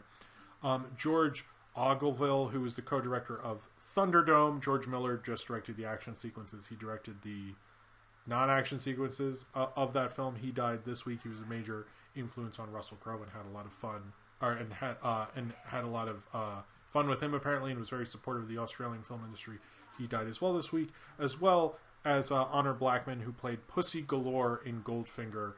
Who, reading her in memoriam was interesting because I didn't know. A lot of these people was interesting, but hers was interesting because I didn't know she was on the show, The Avengers, not the Avengers, the British show that, Emma Peel, whose name I'm forgetting now, that actress is more famous for. I didn't realize she was on it before. Tired AF, have what equals a toonie? What? I don't get it. Anyway, cheers to you, Ryan. Thank you so much. Ryan did a good job of helping me out finding good stories this week. But get some sleep, Ryan. Thank you for being here. But she was Pussy Galore, and I didn't know actually. And this might sound like very obvious, but in the book Goldfinger, Pussy Galore is a lesbian. Who would have thought? Anyway, all right. R.I.P. to all of them, and I'm sorry. To all of their families. That said, try to watch Goldfinger, try to watch Thunderdome, but I'm sort of beyond Thunderdome, as we know, and appreciate what all those people did. So I'm going to go to the bathroom, take a little break, and then I'm going to a toonie's $4. Oh, have what equals a toonie. Okay, see, I don't know. I have been in Canada and spent Canadian money, but I didn't realize that. But anyway, I'm going to go to the bathroom. I will review Quibi, and then do questions, and that's how we're going to do it. So I will be right back And thank you all very much for being here and being as supportive and wonderful as you all are. You guys definitely make me want to do this show more and more. Also, it makes Saturdays special doing this show with you guys. So I just want to thank all of you and for being as supportive as you are. And thank you for the Toonie, Ryan. We're tiny, we're Toonie, we're all a little loony. That's true. Tiny Toon's on Hulu. I need to watch that. Anyway, I'll be right back. Just need to freshen up and then review Quibi. All right, cool. Be right back.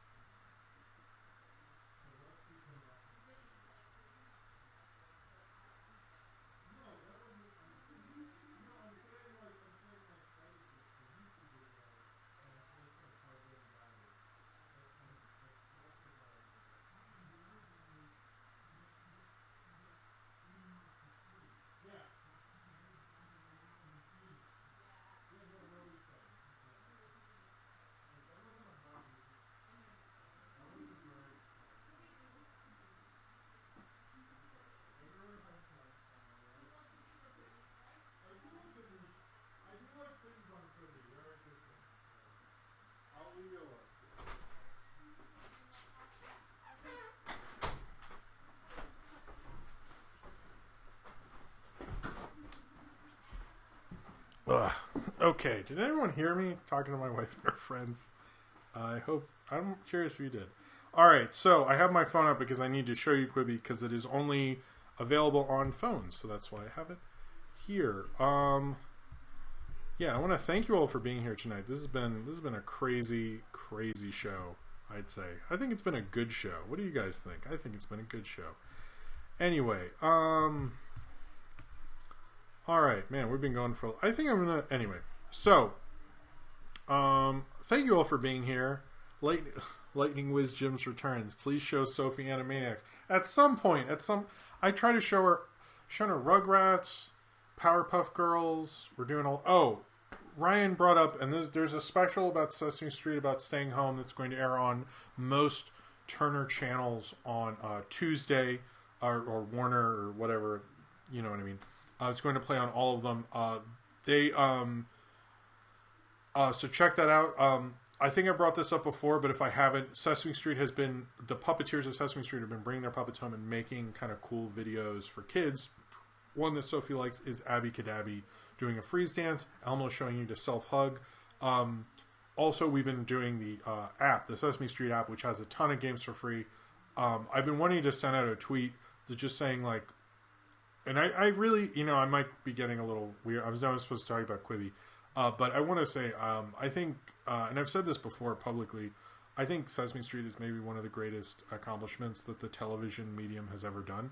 And I think what they're doing right now and what they let kids access for free is amazing and wonderful, especially at this time. So I'll support the Sesame Street. Just give them a like on one of their videos because goddamn they deserve it. Sophie has seen all of Hilda. We started rewatching it a little bit. Anyway. So, I guess this is the segment. I'm going to take... What Red Bull do we have left here? Oh, interesting. Someone brought up Madeline. We're actually... we watched the UPA Madeline cartoon. You can watch that on YouTube. It's great. It's just the first book animated, but they do a great job. Anyway,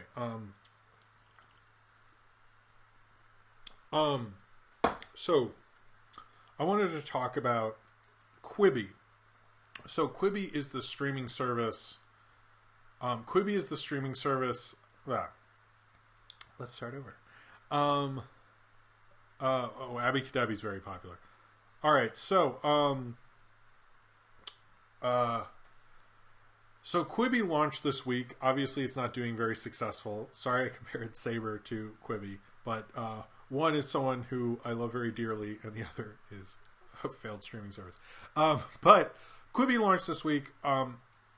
One of the things about how Quibi was launched, and I really do mean this, is that I think when Quibi was announced, or what was launched, to get reviews of it, they sent screeners, and not like as phone, not as a Quibi, basically how you'd watch it on the platform, and that kind of puts the app at a disadvantage because you're not really experiencing what the app is like because they're just sending it to you in these weird formats apparently. And you're not getting things that I actually quite like about it. So a lot of the reviews and things that are written about Quibi, I will say don't actually really capture what Quibi is actually like from what I have seen from like even reputable things. It's nice not to call Saber a failed streaming service. It's not nice to go. That's funny. But I do think there's things about Quibi that actually work. I think a lot of it sort of doesn't. But I guess I'll talk about what I think doesn't work. And that is, they really, these are 8-minute, they really don't like to get to 10-minute kind of videos. And so oftentimes, because of the format and because there's not a universal language on how to make a Quibi, as they're calling them, they're often cut very quickly, like too quickly. And the first time I watched one, I felt like I was like going to have a panic attack or something. I was like, oh my God, like slow the fuck down. It was just very intense. But then you sort of get used to it. But the ones that are best sort of either ignore that or use it to their advantage. The ones that are super insecure in their editing and are trying to sort of like make up and fit into a Quibi just feel like this like uberly intense, like hitting you too fast that you barely know what happened to you kind of experience. That doesn't work. But some sort of get it and actually get it to work. Now, I did watch a couple shows. I watched Singled Out because I watched Singled Out in the 90s and I saw Keke Palmer. I don't really know what she's from other than the movie Hustler. She was good in that movie. She's fine in in Singled Out. The interesting thing about Singled Out, the one episode I saw the woman was, I'm not sure her, I'm assuming she was bi or non-binary. I'm not exactly sure. I forget because it went by really fast. But she had both women and men competing to like be her date or whatever. And then like that was interesting because I remember the original was very binary. It had Chris Hardwick and Jenny McCarthy, so it was uber problematic to the nth degree. And that was interesting because it was more like woke, and obviously because it's a young people show. Because Quibi, that's the one thing with Quibi is very much hitting Generation Z and nothing else.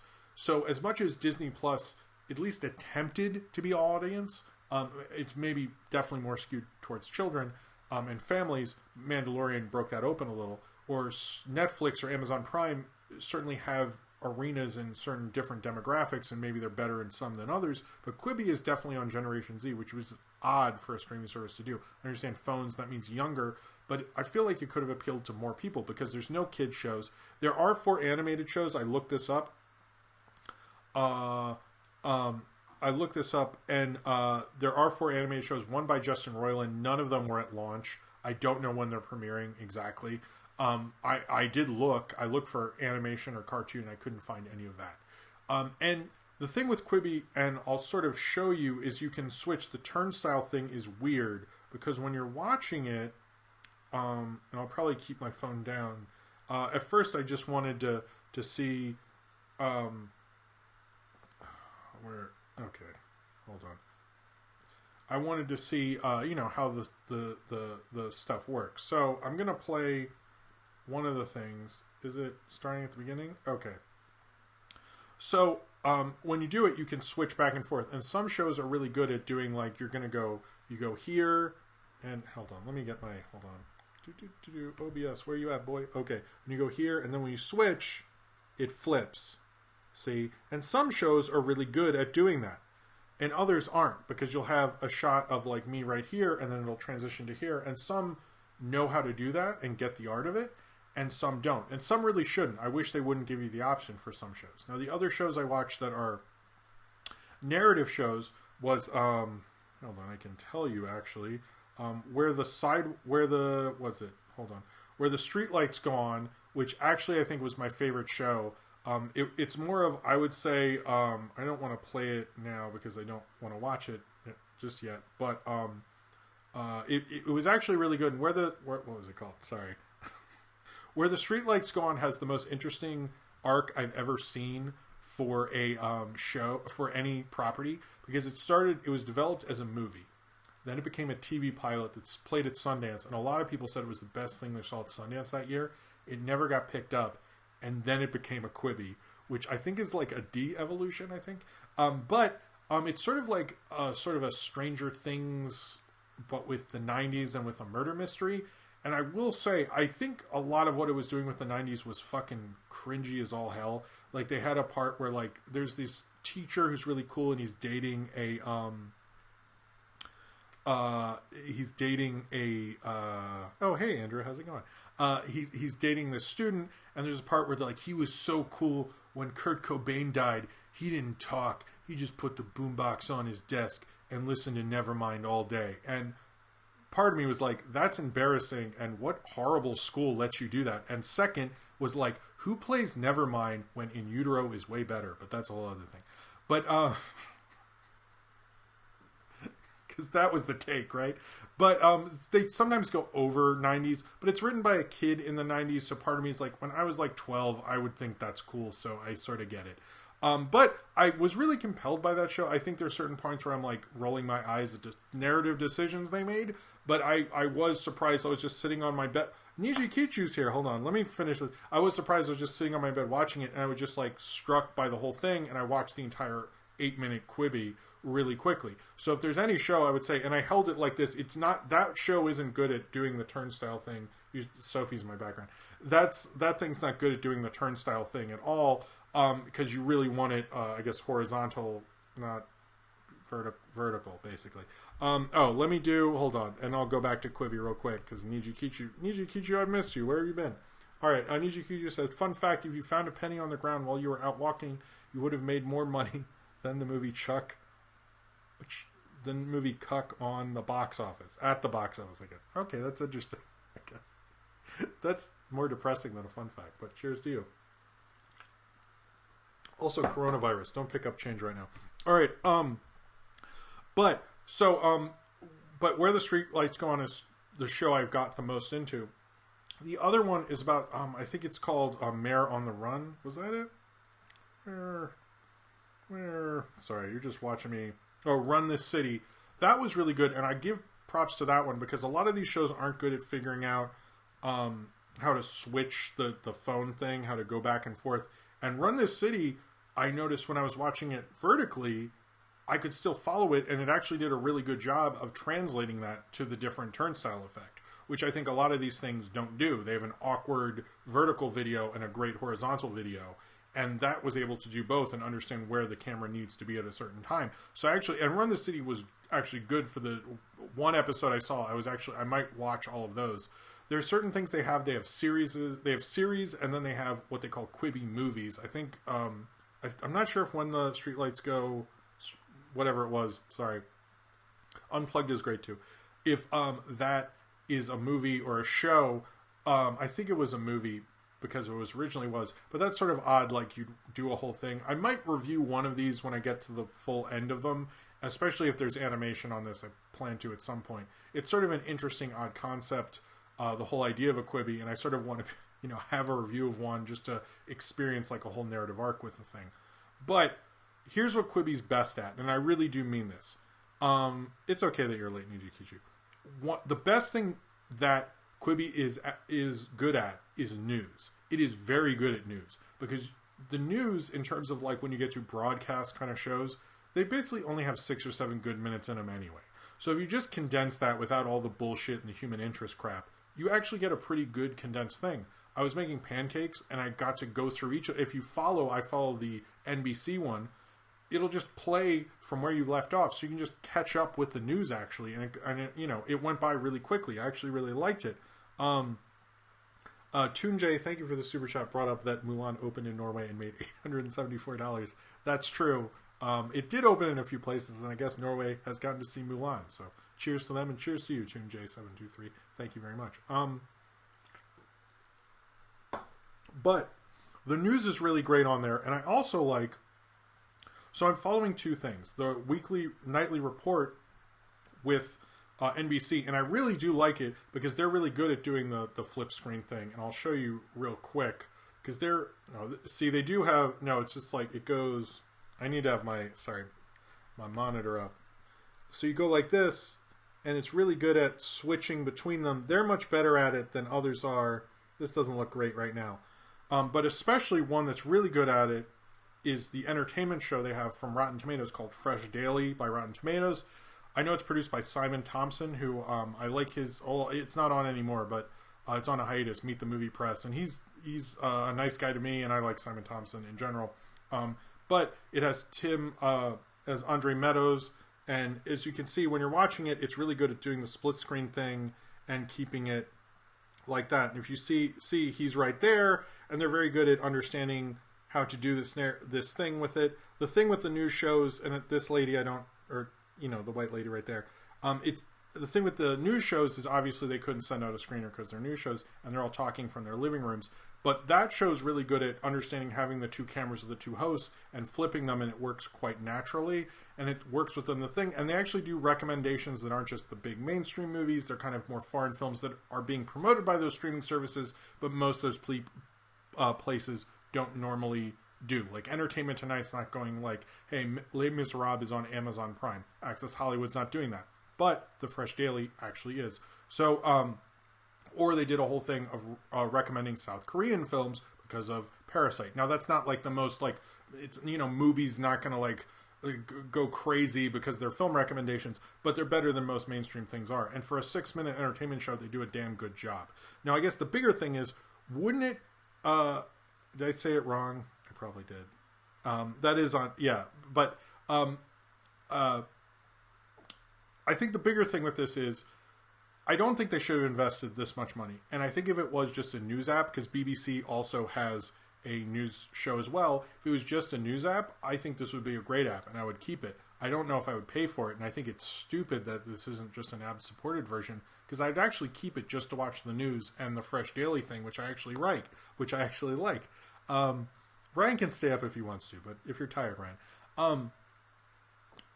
I actually like the news on here. I wish they hadn't invested so much money in all these things. Now, I would still like to watch those 2 shows I recommended and talked about, but I feel like they would be much better, much more successful on other streaming services. Where the Streetlights... Sorry, let's turn off Andre Meadows. I didn't watch Most Dangerous Game or the Sophie Turner one, but Where the Streetlights Go On, I think, to be honest, would actually do quite well on Netflix. I wish it had gotten there. I don't understand why it didn't get on a better streaming service, particularly because it had great reviews, but we are where we are.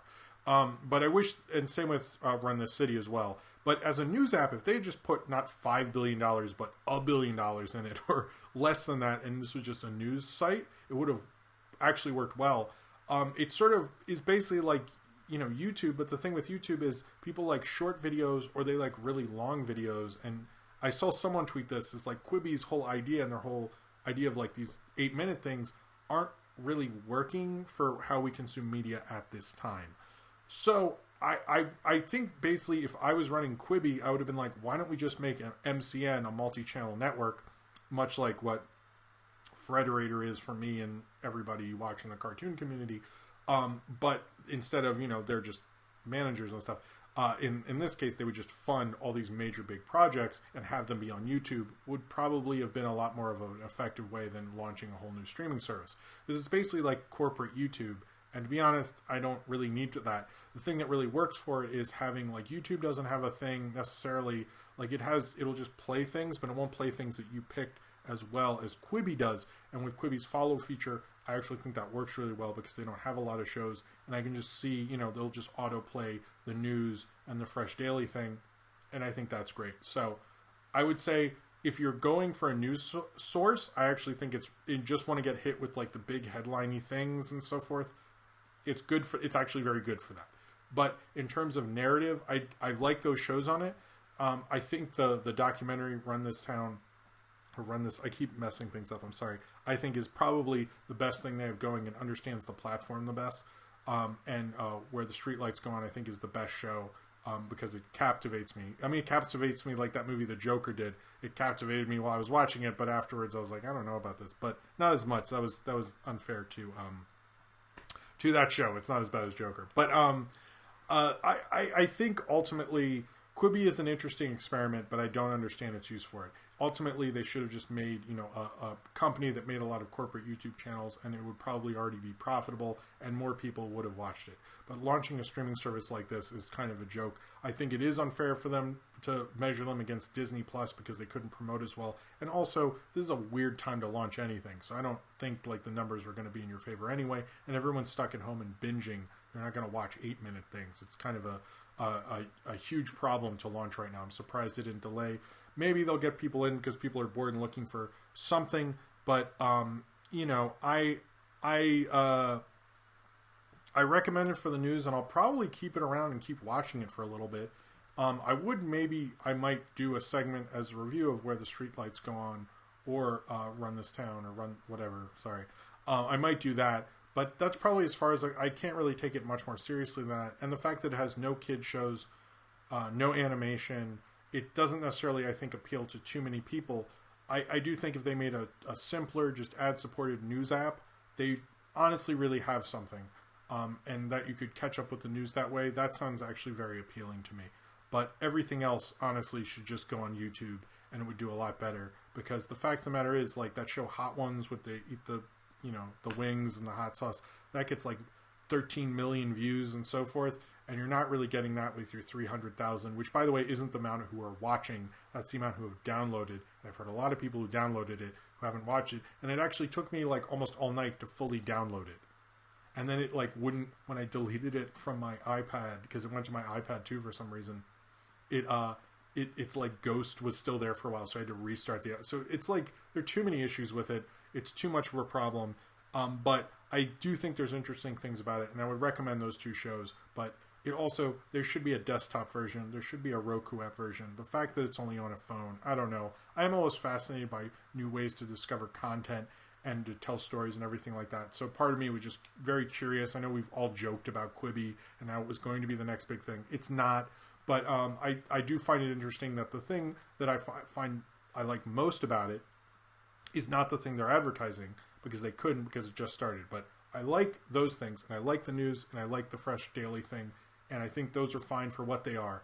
And they're actually probably better than the half-hour versions, because it just gives you what you want and none of the bullshit. And I think that works really well. Should those be brought back on YouTube when this totally fails? Absolutely. But until, but in terms of catching up with those shows, I think they have a really great model right now for that. So I hope they just kind of realize what this service is actually good at, which is actually watching like quick, kind of nice, fast, kind of like news things and just sort of getting out. And then, going on YouTube and everything like that. Also, you can download each Quibi, which worked for Disney Plus. So if you don't have service somewhere, you can watch it later, download it before you go into a subway or something like that. I think that could work out for them. But ultimately, I don't see why most people would get it unless you are into hearing the news really quickly while you're making your family pancakes or something like that.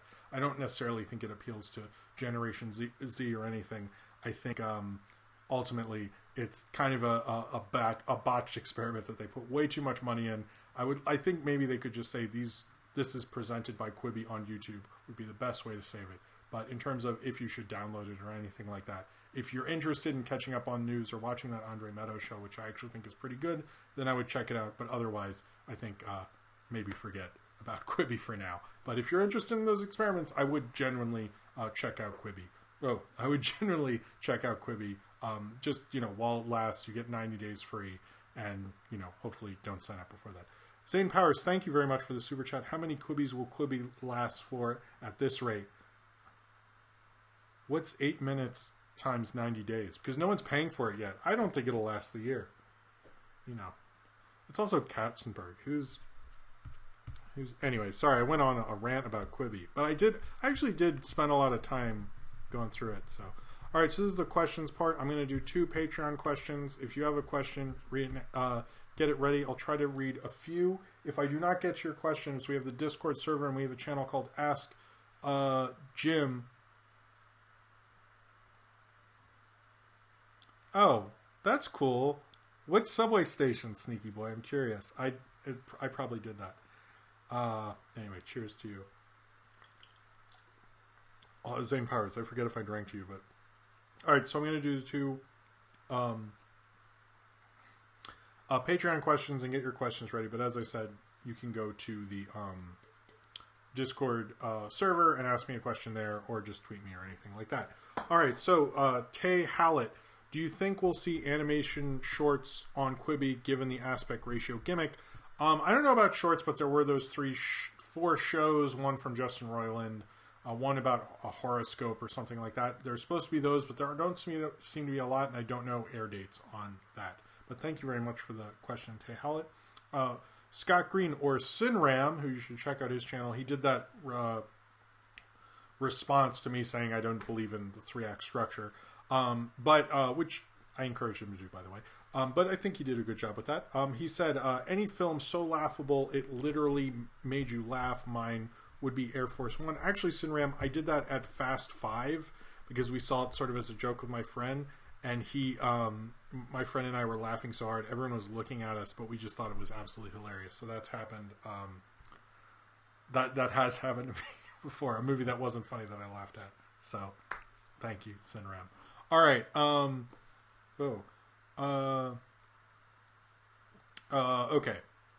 Let's go. Jacob's sister, can you tell me what you miss in hot chicken? Like before the coronavirus? I guess like there's certain places I have for lunch and stuff. There's like a taco cart around Times Square I actually really love. I miss them. I miss movie theaters. All sorts of just walking around, going on the subway, listening to podcasts. I sort of miss that, but I'm actually kind of happy just hanging out with my family and stuff. So I try to look on the positive and not think of what you're missing, which you can think about. When I did that month video I put out this week, I was a little nervous to put that out because I sort of don't want to remind people about what it's like when this isn't going on, but there are certain things I definitely miss. I don't think that was the question you asked, but whatever. Ryan Walter said, any waifus? I mean, I have an actual wife, so No, maybe? I don't... Anyway.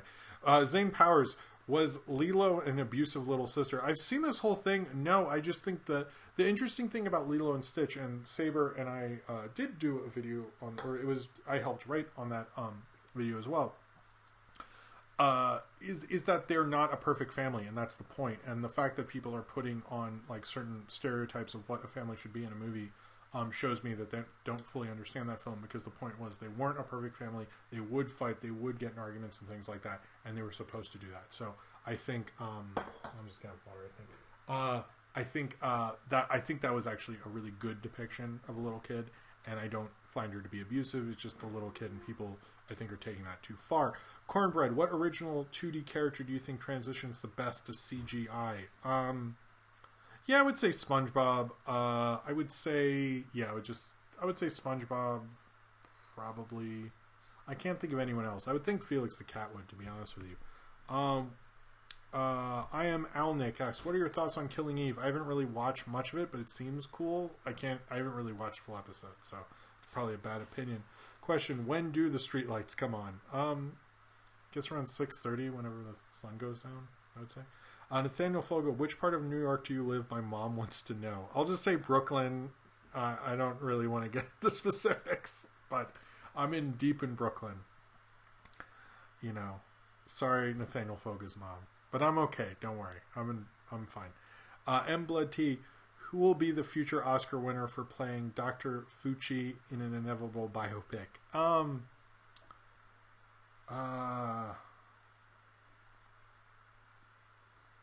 Who was that guy who was the bald guy who did everything that Kevin Spacey said on House of Cards when people used to watch that? Anyway, can you do an impression for how Katzenberg is reacting right now about Quibi? I think Katzenberg thinks he's fine, but Katzenberg's kind of a weird dude. You're probably just like, this is fine. This is fine. This is fine.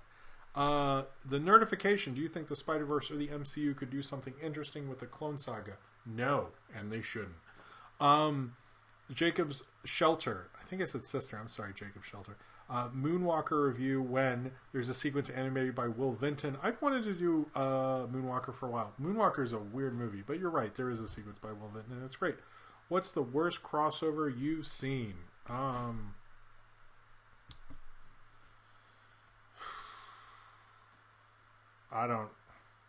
can't think it. Worst crossover. Wrestling and football, the XFL. Where are we? Lauren Jones, thoughts on the band Caravan Palace Electric Jazz in general? I don't know Caravan Palace. I like jazz. I grew up with jazz. I like Miles Davis, John Coltrane, Mahavishnu Orchestra. I'm a big fan of Bitches Brew, Live Evil, Kind of Blue, stuff like that. Herbie Hancock. I don't know. My dad played a lot of jazz, so I kind of grew up with it. So I'm big into that. I don't know Caravan Palace. I'm sorry. Jim, who is the most attractive actor currently working today? I would say Florence Pugh. Yeah, she's attractive. I don't know. Yeah, she's cute. I don't know. She's cool. Oh, sure. I think she's fairly attractive. Yeah. Evil Ira, would you prefer a Zootopia sequel or TV series? Should it focus on new characters to the original ones? Actually, Sophie and I watched Zootopia earlier today. I would say a sequel would work. They just have to have a good mystery. I would prefer a movie rather than a show, but I think a show actually could work. That's a good point. Good night, Austin, by the way. Good night. Thank you for doing everything you do and running a server amazingly. Question, do you think you'll show Sophie Shin Godzilla ever? It's an amazing Godzilla movie, but I understand she might have to be older to watch it. I don't think Shin Godzilla is for kids. Shin Godzilla is a good movie. I've seen it, I've reviewed it, but I don't think that's a good movie. But kids just want to see them fight. They don't want to see like all the interesting complications. What makes that movie work? It's great. I'm not showing her the first original Godzilla movie either, because that's sort of dark and not for kids really. But if she's still into that when she's older, absolutely. Bruce Parker, hold on. Bruce Parker, which DreamWorks movie should get a late sequel now in a post-meme discourse? Megamind, Monsters vs. Aliens, or B-movie? I'd say Megamind probably has the best chance, but I think B-movie would be people would lose their minds. It would be like the memes would be crazy. Zane Powers, do you think the hero's journey model is taken too seriously like the 3-act structure is? I do, and I think they take it too literally. They don't look at it as advisement.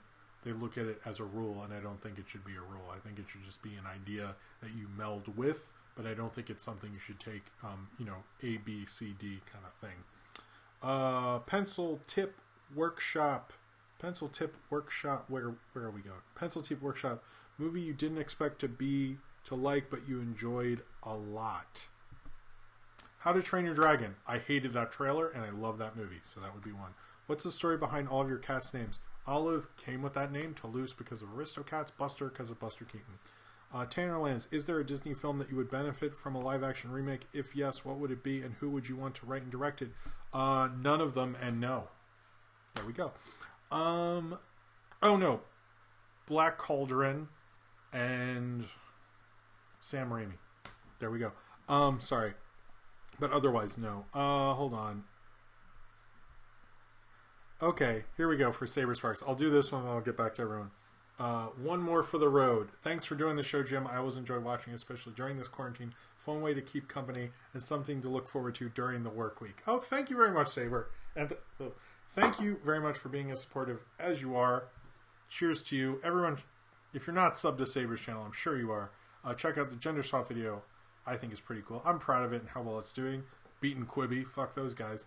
And thank you very much for all the support tonight. Cheers to you, man, and you have a great night as well. I'm glad I'm making people's works week. That's kind of one of the things I wanted to do. So anyway, thank you all very much, and thank you very much, Saber. You've been amazing. You're an amazing guy.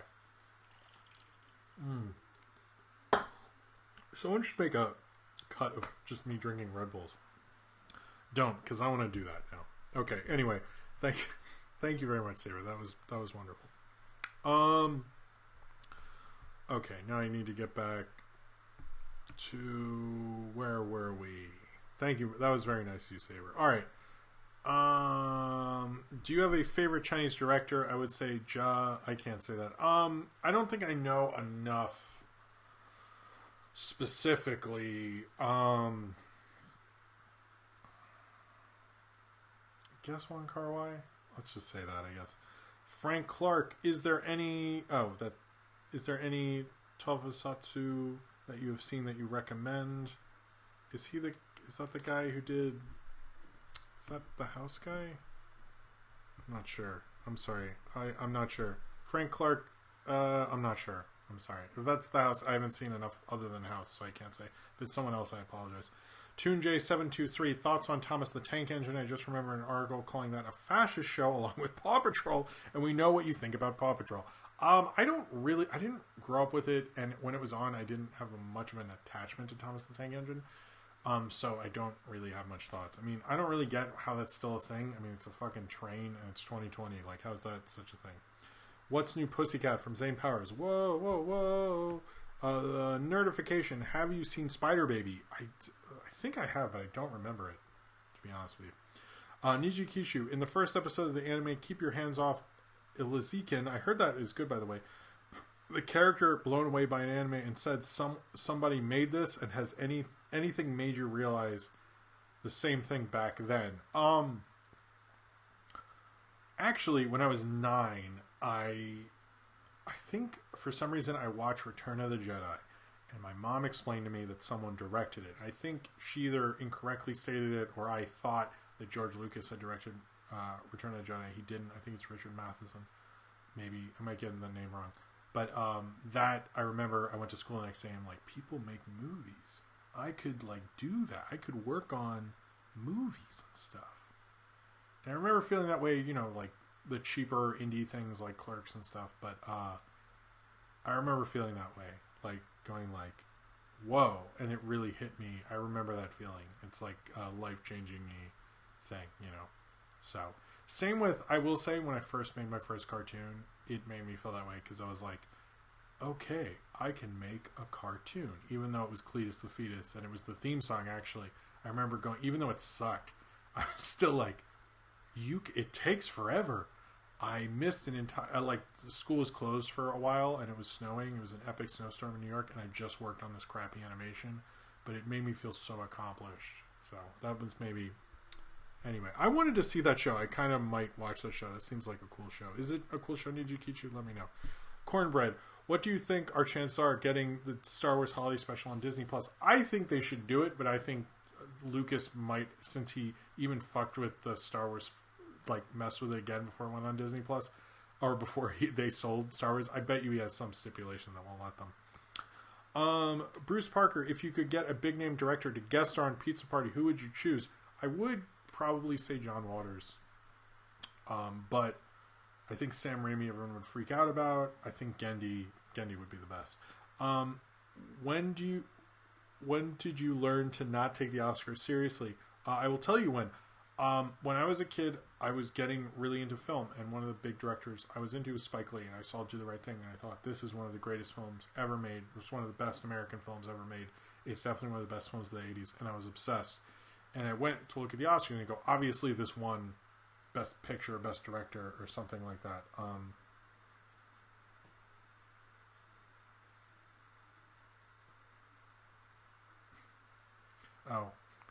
My wife just texted me that someone needs to know my opinions on Paw Patrol. Well, I did do a video. You can search Jim Paw Patrol. I guess he's watching the stream. Thanks, Andrew. You just search Jim Gisriel Paw Patrol. I just think it's, shows kids the wrong idea of the police state. Anyway, sorry. Do the Right Thing. When I was obsessed with it, I thought obviously this is nominated for Best Picture and won. And then I read that Driving Miss Daisy won, and I remember telling my dad, and he goes, "Yeah, that was really horrible." And I went, "Oh, so the Academy's racist?" Okay, and I learned that at like 13, and I went, "Yeah, fuck them." It was a real hard okay, I get the Oscars, and that's like my whole life after that was like when people were like, the Oscars so white, did you believe the Oscars were racist? I go, guys, as soon as I started understanding the Oscars, I learned they were super fucking racist. Anyway. Okay. Cornbread, best frog in cinema. I would say the Budweiser frogs, but that's a commercial. So I'd say Flippy the Frog or Flip the Frog, whatever. Across the Atlantic Terminal Lure Station. I got one on there? I think I did. Damn, that's cool, Toon J. Since you reviewed the Fugazi documentary and the Punk Singer, would you consider reviewing the grunge documentary Hype from 1996? Those were both Patreon review vote winners. So I don't really do a lot of docs outside of that, but I would, and I've seen that, and I remember it being pretty good. So anyway, Ryan Walterson, what's the best Easter special? I would say the Rugrats Passover special, but that's not technically an Easter special, but I normally say that. But let's just say that. That's my favorite. Jacob Shelter, do you happen to have any friends who are working at CN? Say hi to Ian for us. A friend likes OKKO. I know a lot of people I went to college with. I'm not sure what their status is, but I guess I sort of do, and they seem to be, everyone I know is happy there. That's all I can really say. We don't really talk about it that much. I do ask questions because I want to know. Have you been binging any shows while in self-quarantine? When the streetlights go on, probably. I guess mainly just shows Sophie watches and stuff like that. There hasn't really been, we've just been watching a lot of, Godzilla stuff on YouTube. Not really necessarily any shows. I'm slowly watching Tiger King, but those people are so horrible. I can't watch too much of that. They're just awful. And they edit out, apparently that guy's sort of racist, and they edit out the animal abuse, so I just can't. I just know it's it has no faith in the viewer. I just can't put up with that. I'm sorry. How do you feel about Jared Leto's cult? I'm not joining it, so that's how I feel about it. Alright, the what? If movie crap is so good, why do you never make a movie crap too? Well, real talk about that. I want to do a second one on Wednesdays, but I want it to be more an interview show. But I sort of need to develop that and figure out guests and figure out how to get the audio from the laptop audio on there. And I need to learn that. I know it's easy, but I haven't sat down and done it. And there's other projects I'm working on. So I am actually thinking about doing a second stream during the week, but I need to develop that further. So that's what's going on. Okay, question. Can you do an impression of a corporate fat guy? Just be like, oh, I like money and I hate people who are poor. I guess that's what you want. I don't know. Let's see. Hold on. Saber. Nice chat. Night chat. Thank you, Saber, for being here. Why do birds fall from the sky every time you walk by? It's probably because someone smells bad, I'd assume. Let's see. Is that all of them? I think I'm going to get to everybody tonight. This is crazy.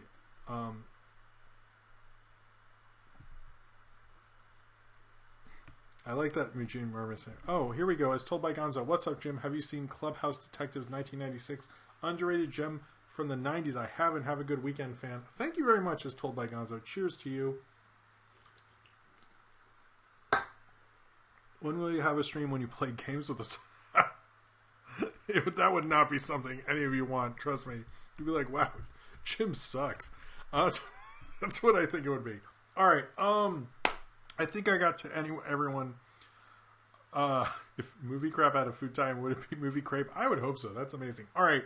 So that, I think, is it for the show. Thank you all for being here. I think we had a really good night today. I thought I was a little loosey-goosey, so that was fun. And I had a good time. I want to thank everyone for being here. I hope everyone is doing great in quarantine. I want to say this before we go. If you know of anyone you can help who's older, who's disabled, and you can just help, like, buy groceries for them. I actually bought groceries. I helped pick out someone's groceries today. I'm not saying that to, like, brag. I'm just saying, like, do an example and try to help people out. And just, like, text your neighbor, not walk by and say, hey, I'm sure you don't need it, but if this gets worse or you need some help, just let me know. And just reach out. And I think it helps, and it helps build communities, and we all need to be there for each other right now. So please do that if you can. I know a lot of you are younger, I'm assuming, and can do that. So please do that if you can. I think it's good. I also want to say, yeah, I think that's it.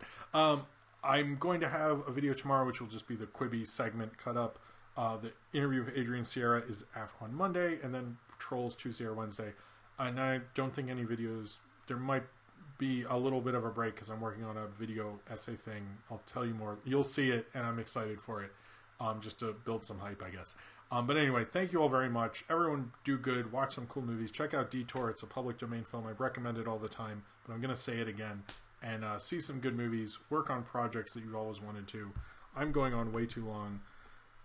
And yeah. Anyway, have a good night, everyone. Thank you all for being here. Be good. Stay safe. Happy Easter. And subscribe if you would like to.